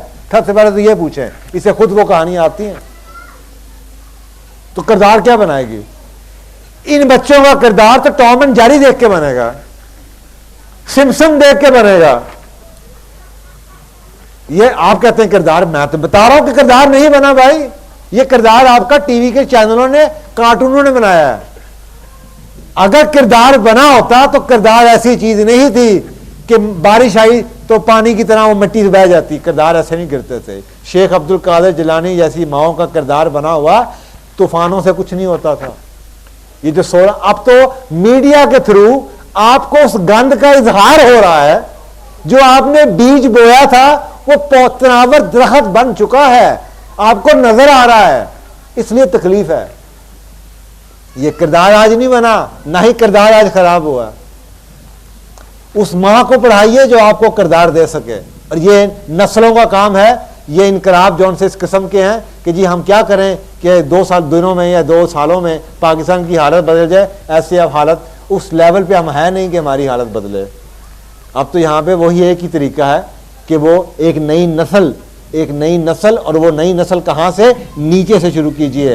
ये शादी से शुरू कीजिए, माँ से शुरू कीजिए, उसकी तालीम और तरबियत से शुरू कीजिए, ताकि वो माँ वो औलाद बना सके, वो किरदार बना सके, वो बच्चे जो कल को कहीं आपको लीडरशिप दे सके।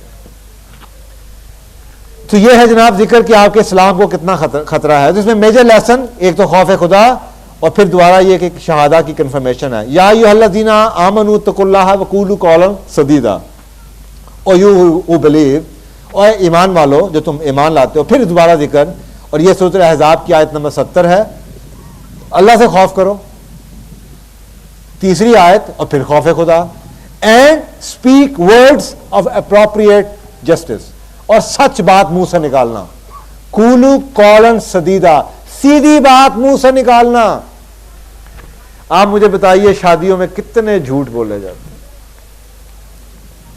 कितने झूठ बढ़ बढ़ के सुनाए जाते हैं, अमारत का इजहार किया जाता है, नस्बों के झूठ बोले जाते हैं, ऐसे ऐसे झूठ जिनका। एक बच्ची का मुझे फोन आया इंग्लैंड से, वो बच्ची कराची के किसी मेडिकल कॉलेज की डॉक्टर है, शादी हुई और लड़का इंग्लैंड में टैक्सी चलाता है, जबकि बताया गया था कि लड़का इंग्लैंड में FRCS कर रहा है।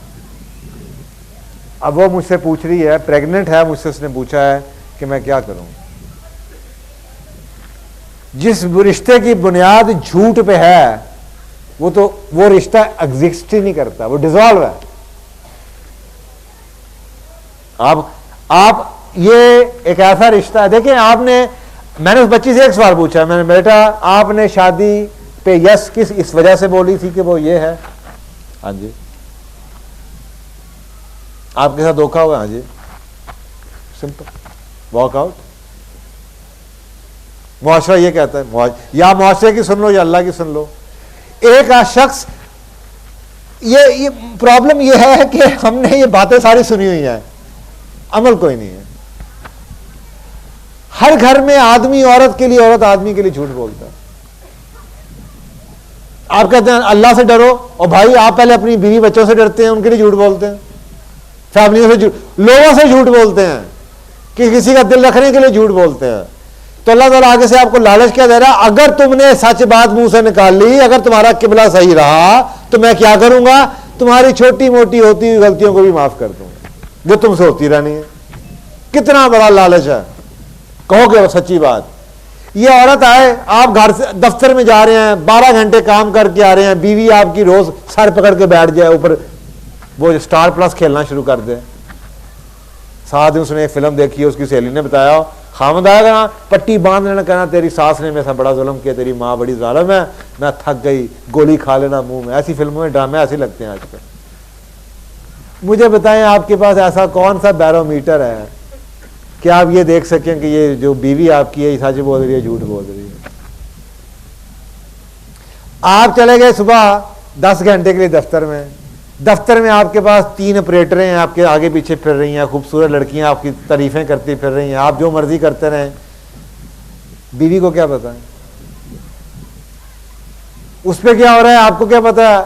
आप सोचिए एक ऐसा मुआशरा जहां पे ट्रस्ट खत्म हो जाए वेस्ट में, उस मुआशरे के मुझे आप बताइए किस चीज की गारंटी है? ना बीवी को पता है उसके खामद का फेयर, ना खामद को पता है उसकी बीवी का। उस मुआशरे में अनसर्टेनिटी की इंतहा देखिए क्या होगी। तो एक औरत जो झूठ बोलती है ना, आप कहते हैं ना ये नहीं वो झूठ बोलती है, वो ये नहीं कर सकती। दीन का कुछ और इसके बारे में व्यू है। दीन कहता है जो शख्स झूठ बोल सकता है वो कुछ भी कर सकता है। राशि होना, जानी होना, ये मामूली बातें हैं। रसूल पाक सल्लल्लाहु के पास एक शख्स से पूछा गया, रसूलुल्लाह, मोमिन चोर हो सकता है, फ्रॉड कर सकता है, धोखा दे सकता है, जानी हो सकता है, शराबी हो सकता है, ये हो सकता है, सारी शरई बुराइयां खत्म हो गई। आखिर में पूछा झूठा हो सकता है? झूठा नहीं हो सकता। ये सच की वैल्यू है दीन में। मुझे आप बताइए कि इस सच की डेफिनेशन पे इस मुआशरे में कितने लोग पूरा उतरते हैं? इस पर इतनी रिसर्च स्टडीज अब टाइम नहीं कि मैं आपको दिखा सकूं। मसलन कहा जाता है कि जब आप झूठ बोलता है एक आदमी, तो उसके अंदर एक ऐसी स्टेट ऑफ कॉन्फ्लिक्ट पैदा हो जाती है, क्योंकि ये निजाम कुदरत के अगेंस्ट है कि मुंह से निकल रहा है यस, दिल कह रहा नो। एक स्टेट ऑफ कॉन्फ्लिक्ट है, एक तोड़ फोड़ के अमल शुरू हो जाता है। रूह को पता है ये वो रूह है जिसने कुरान कहता है मुझसे ओथ लिया कि मैं तेरा रब, मैं सच बात मुंह से। अब ये रूह अंदर बैठी हुई है, जबान से आप झूठ बोल रहे हैं, एक तोड़ फोड़ शुरू हो चुकी है, एक कॉन्फ्लिक्ट, कॉन्ट्राडिक्शन की कैफियत है। एक आदमी दिन में 50 बार झूठ बोलता है, वो 50 दफा इस कॉन्फ्लिक्ट में से गुजरता है, तोड़ फोड़ के अमल में से गुजरता है। इससे क्या हुआ?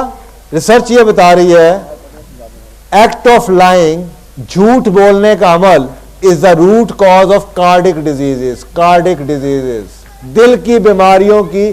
फिर आप कहते हैं दिल की बीमारियां क्यों बढ़ गई, बाईपास क्यों होते हैं, अंजाइना क्यों हो गया, कोलेस्ट्रॉल क्यों आ गया, दिल का वॉल्व क्यों बंद हो गया। और भाई एक दफा झूठ बोलने से पॉलीग्राफ टेस्ट में आपकी ईसीजी ऐसे जाती है, ऐसे आपका कर्व जा रहा है, झूठ बोलने ऐसे आती है।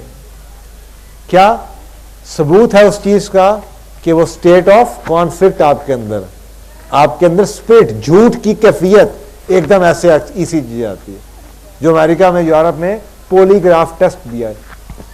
अब एक आदमी दिन में 50 झूठ बोल रहे हैं, 50 दफा उसके दिल की कैफियत ये हो, ब्लड प्रेशर उसका ऐसे जाए या उसकी ईसीजी ऐसे जाए, और पिछले 15 साल से वो झूठ बोलता आ रहा है, फिर आप कहेंगे उसको दिल की बीमारी नहीं होती। साइंस तो ये बता रही है, और कुरान इसके बारे में सूरह बकरा क्या कह रही है, in their heart there is a disease, इनके दिलों में एक बीमारी है, एंड अल्लाह इंक्रीज ये डिजीज, और अल्लाह ताला इनकी दिल की बीमारी और बढ़ा देगा। और अल्लाह ताला कहता है पता क्यों बढ़ाऊंगा मैं इनकी बीमारी, बिकॉज दे लाए, क्योंकि झूठ बोलते हैं। और ये दिल की ही बीमारी, जो रिसर्च बता रही है कि दिल की बीमारी है उन लोगों में जो झूठ बोलते हैं, और कुरान में भी एग्जैक्टली सूरह बकरा की आयत में दिल की ही बीमारी का जिक्र है। तो आप कैसे अफोर्ड कर सकते हैं झूठ बोलना, और ये ओथ लिया जा रहा है, ये कॉन्ट्रैक्ट है, और भाई वो अल्लाह का कॉन्ट्रैक्ट है जिसने भी आपने शादी करनी है, वो जी शादी होगी मुबारक हो, और कॉन्ट्रैक्ट में अभी साइन करके है झूठ नहीं बोलूंगा मैं, अभी साइन किया और अभी साथ ही फोन पे आ गया, हाँ अंकल मैं आपको बहुत मिस कर रही थी, अभी साइन किया, झूठ पे नहीं बोलोगे, उसी की बेस पे निकाह हुआ। उस कॉन्ट्रैक्ट की क्लॉज को तोड़ दीजिए, इवन कि आप अपने खावंद को खुश करने के लिए भी झूठ नहीं बोल सकती। हां, इतनी वहीद होने के बावजूद,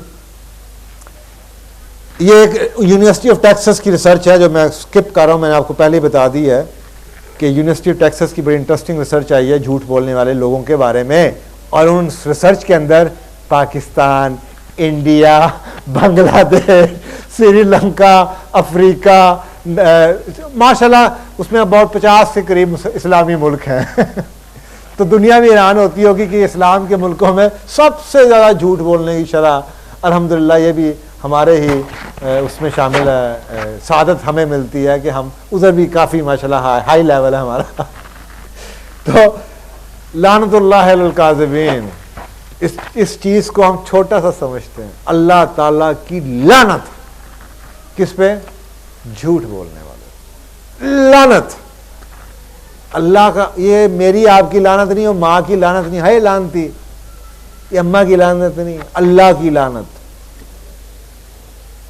इसको इतना सीरियसली आप नहीं लेते। हर एक को ये याद होगी आयत लानतुल्लाह का, उसके बावजूद झूठ बोल रहा होगा। किसी दुकानदार के पास चले जाएं, झूठ की छोटी सी लामत आपको दे देता हूं, किसी दुकानदार के पास चले जाएं और जिससे कम वारा नहीं खाता, क्या जी बस इसमें है ही कुछ नहीं, जी इतने की तो आया, झूठ बोल, भाई ना बोलो कितने का आया, ना बताओ, क्योंकि मुझे पता तुम झूठ बोल रहे हो, मैं तुम्हारी शक्ल पे लिखा हो तुम झूठ बोल रहे हो, क्योंकि अगर 5% मार्जिन पे लोग काम कर रहे होते तो ये आधा पाकिस्तान बंद हो गया होता। जिस मुल्क में 33% महंगाई हो वहां पे 5% प्रॉफिट पे कोई काम करता है? इकोनॉमिक्स मैंने पढ़ी हुई है,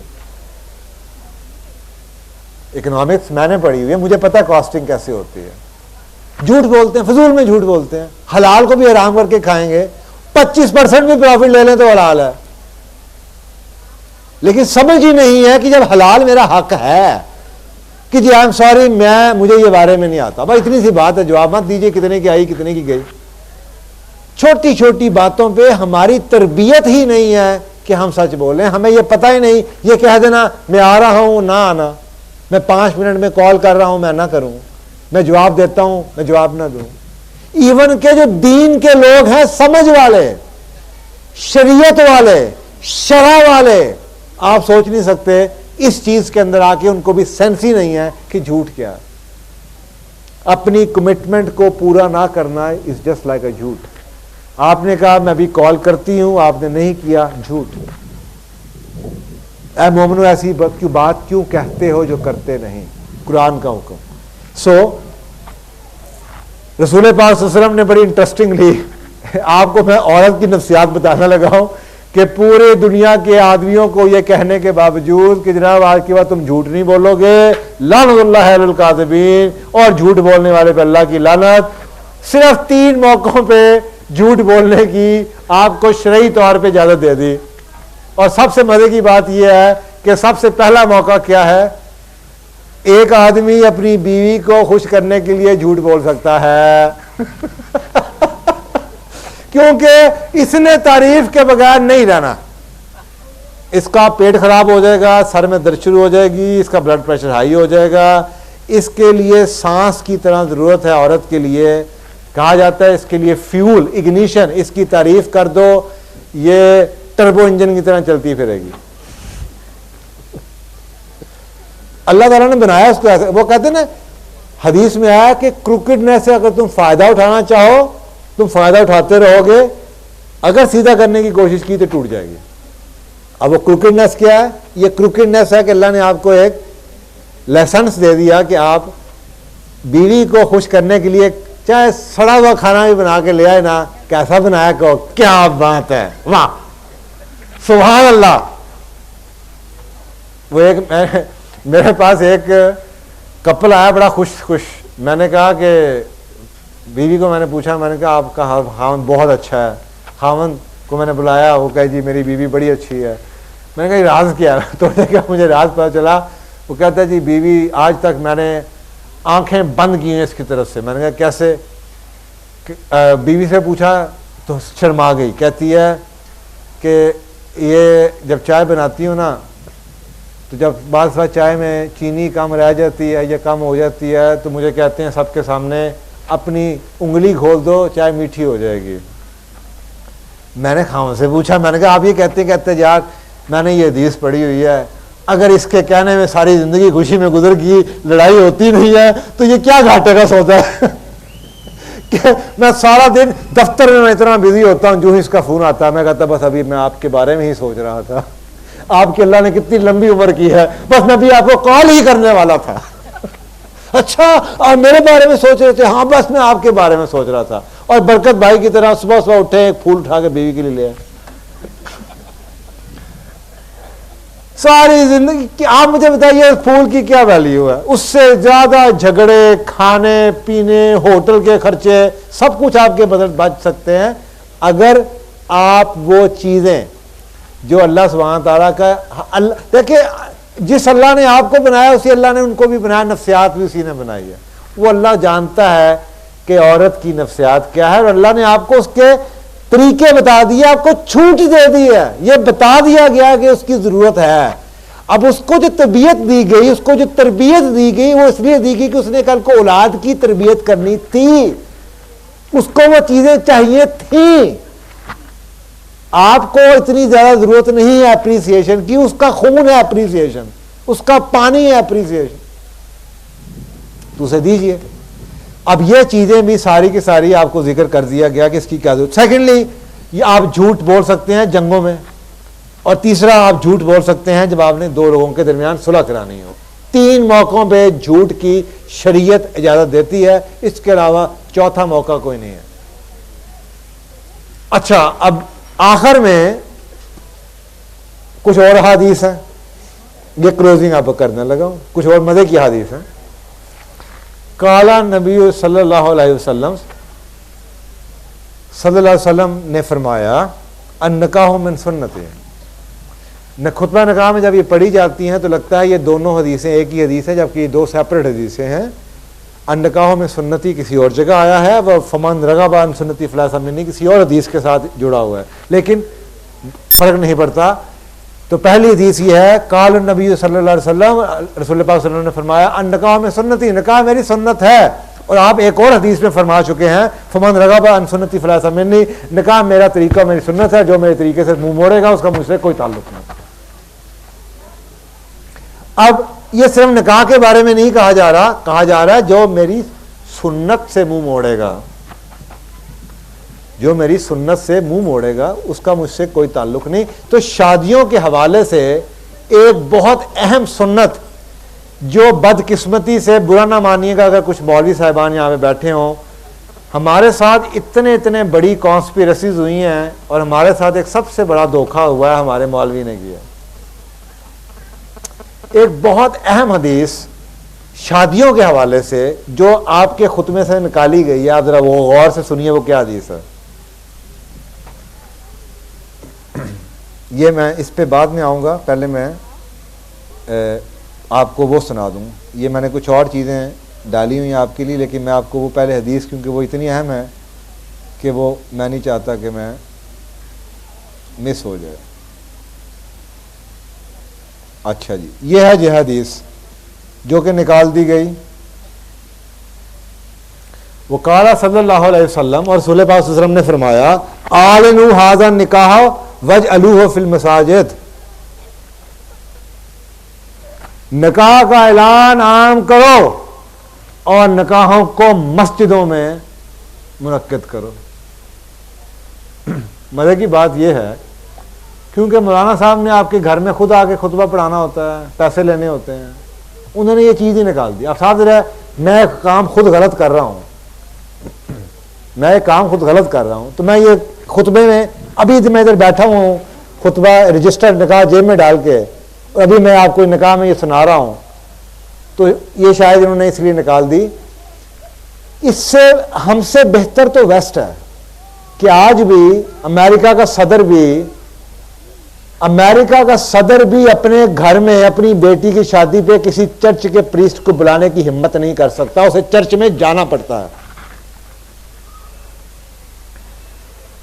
देखें, एक खुदा का निजाम है, जिस इंस्टीट्यूशन का आप हक तोड़ेंगे ना, जिस चीज के साथ आप जुल्म करेंगे, बैलेंस खराब करेंगे, वो आपसे इंतकाम लेगा। आपने औरत के साथ जुल्म किया, औरत ने आपसे वो इंतकाम लिया कि पूरी की पूरी इंसानियत के मर्दों को जाल छोड़ दिया उसने।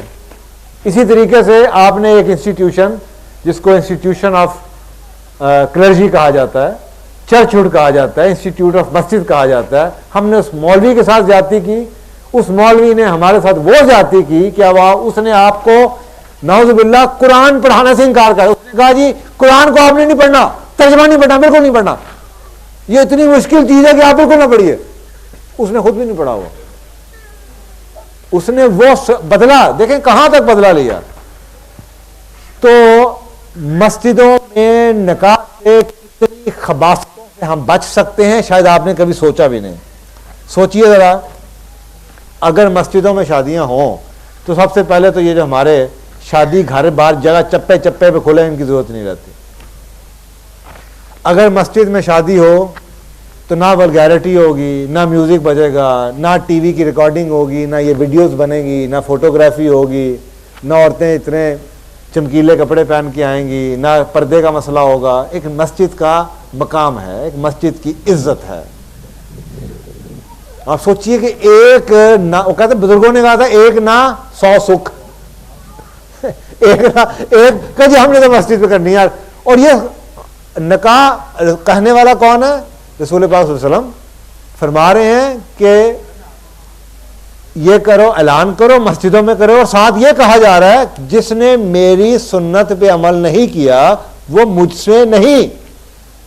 और उन दोनों हदीसों को ऐसे साथ जोड़ के खुतबा निकाह में आपको पढ़ाया कि दरमियान की हदीस गायब कर दी। खाए वो दो, एक नहीं है हदीस, वो 2 हदीसें थी और उनके दरमियान में ये हदीस भी आती थी निकाहों, क्योंकि इस पे ऑप्शन थी कि कौन सी हदीस। लेकिन ये हदीस उस वक्त में जब रसूल पाक सल्लल्लाहु अलैहि वसल्लम निकाह पढ़ा रहे हैं और आपके निकाह के बारे में, तो ये हदीस अगर ये आ सकती है निकाहों में सुन्नत ही कि निकाह मेरी सुन्नत है शादी के हवाले से, तो ये क्यों नहीं आ सकती कि मस्जिदों शादियों का ऐलान करो, मस्जिदों में करो। वो अंदर से निकाल दी गई। तो खुदाया आपके लिए बेहतर है, वल्गैरिटी से बचेंगे, स्टूपिडिटी से बचेंगे, कस्टम ट्रेडिशन से बचेंगे, ढोल धमालों से बचेंगे, उससे बढ़ के शादी घरों से बचेंगे, पब्लिक होटलों से बचेंगे, खानों से बचेंगे, गंदगी से बचेंगे। अननेसेसरी जो वेट किया जाता है, जो डिले हो जाता है कि जी कोई बिग शॉट आने वाली है, मौलवी साहब को घर में बिठा के तो बेचारों को 2 घंटे आप इंतजार करवा सकते हैं, मस्जिद में आप जाके 2 घंटे मस्जिद में इंतजार नहीं लोगों को करवाया जा सकता, ना ही मस्जिद के इमाम को मस्जिद की इंसल्ट है कि 2 घंटे से बारात बैठी हो और कुछ हो ना रहा हो। तो मस्जिद में तो मौलाना साहब आपको टाइम देंगे कि भाई बेटा ईशा के बाद आपका निकाह पढ़ा देंगे, आप आ जाइएगा, तो आप ईशा की नमाज वहीं पे पढ़ेंगे, उसके फौरन बाद कोई आया हुआ है या नहीं आया हुआ। इसी बहाने बराती भी टाइम पे आके जिन्होंने बरात बाकी निकाह में आना है वो ईशा की नमाज भी जमात में पढ़ेंगे, वहां पे जनाब निकाह होगा, 7 ख्वातीन बैठी होंगी दूसरे कमरे में, वो भी सुनेंगी। औरतों को हम घरों में छोड़ आते हैं, खुद हम जनाब हल्ला गुल्ला के चक्कर में रहते हैं। फिर आप कहते हैं आप घरों में औरतों को छोड़िए, आप औरतों को मदरसों में जाने से रोकिए, फिर सोचिए कि वो औरत आपसे जहालत में क्या इंतकाम लेगी। वो बरकत भाई को बड़ा ये पसंद है, हमारे तो ऑफिस में लिखा हुआ है, हार्वर्ड का है कि if you think education is expensive try ignorance. अगर तालीम महंगी है तो जहालत को जरा ट्राई करना है, जरा जहालत कितनी महंगी है। और जरा आज आके ये कोशिश कीजिएगा कि आप हिसाब लगाएं कि आप अपनी बीवी बच्चों पे सालाना कितने खर्च करते हैं, उनके कपड़ों पे जोड़ों पे चीज़ों पे ख़रीदारी पे कितना खर्च करते हैं। अगर आपने उनका दिल लगाया होता मस्जिदों में, दरसों में, मदारिस में, तो शायद आपके कपड़ों का खर्चा ही ना हो रहा होता, शायद शादियों में इतने खर्चे ना हो रहे होते, उनकी ईगो इतनी स्ट्रांग, इतनी सेल्फ स्टीम हुई होती। एक औरत जो अंदर से भरी हुई है, एक आदमी जो अंदर से भरा हुआ है, उसको ज़रूरत नहीं है कि वो कहे जी मैं तो जब तक 50,000 रुपये का जोड़ा नहीं पहनूंगी तो मैं तो शादी में नहीं जा सकती, ये जोड़ा तो किसी ने देख लिया था। तो जब जब आप उस निज़ाम को तोड़ते हैं उसकी कीमत भी आखिर में आप ही चुकाते हैं। तो ये जनाब बहुत बड़ी एक फ़ायदा हो जाएगा कि आपको इंतज़ार नहीं करना पड़ेगा, प्रोटोकॉल नहीं देनी पड़ेगी।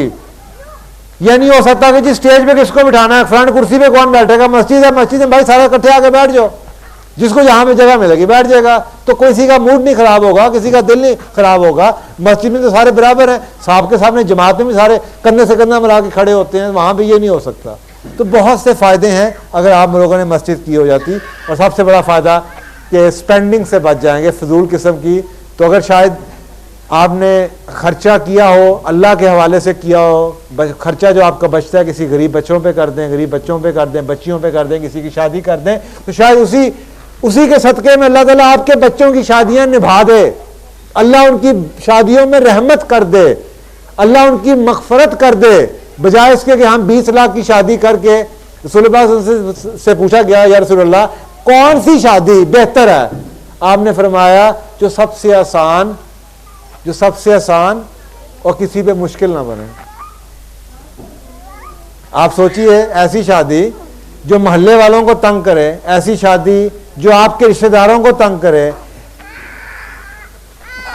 अगर आप गौर फिक्र कीजिए तो एक हदीस इसके मानी देती है आपको। रसूल पाक सल्लल्लाहु अलैहि वसल्लम ने के ज़माने में एक सहाबी जो आपके साथ मस्जिद नबवी में रोज़ नमाज पढ़ते थे, कुछ 2-3 दिन मस्जिद नबवी में नजर ना आए। और याद रखिए जितनी आज मस्जिद नबवी है उतना पूरे का पूरा वो मदीने का शहर था किसी ज़माने में, उतना यानी कि मस्जिद नबवी ऐसा शहर हो, उस शहर में एक सहाबी रसूल पाक सल्लल्लाहु अलैहि वसल्लम के साथ रोज़ नमाज पढ़ते हो, एक ही मस्जिद थी, और 3 दिन 4 दिन नजर नहीं आए।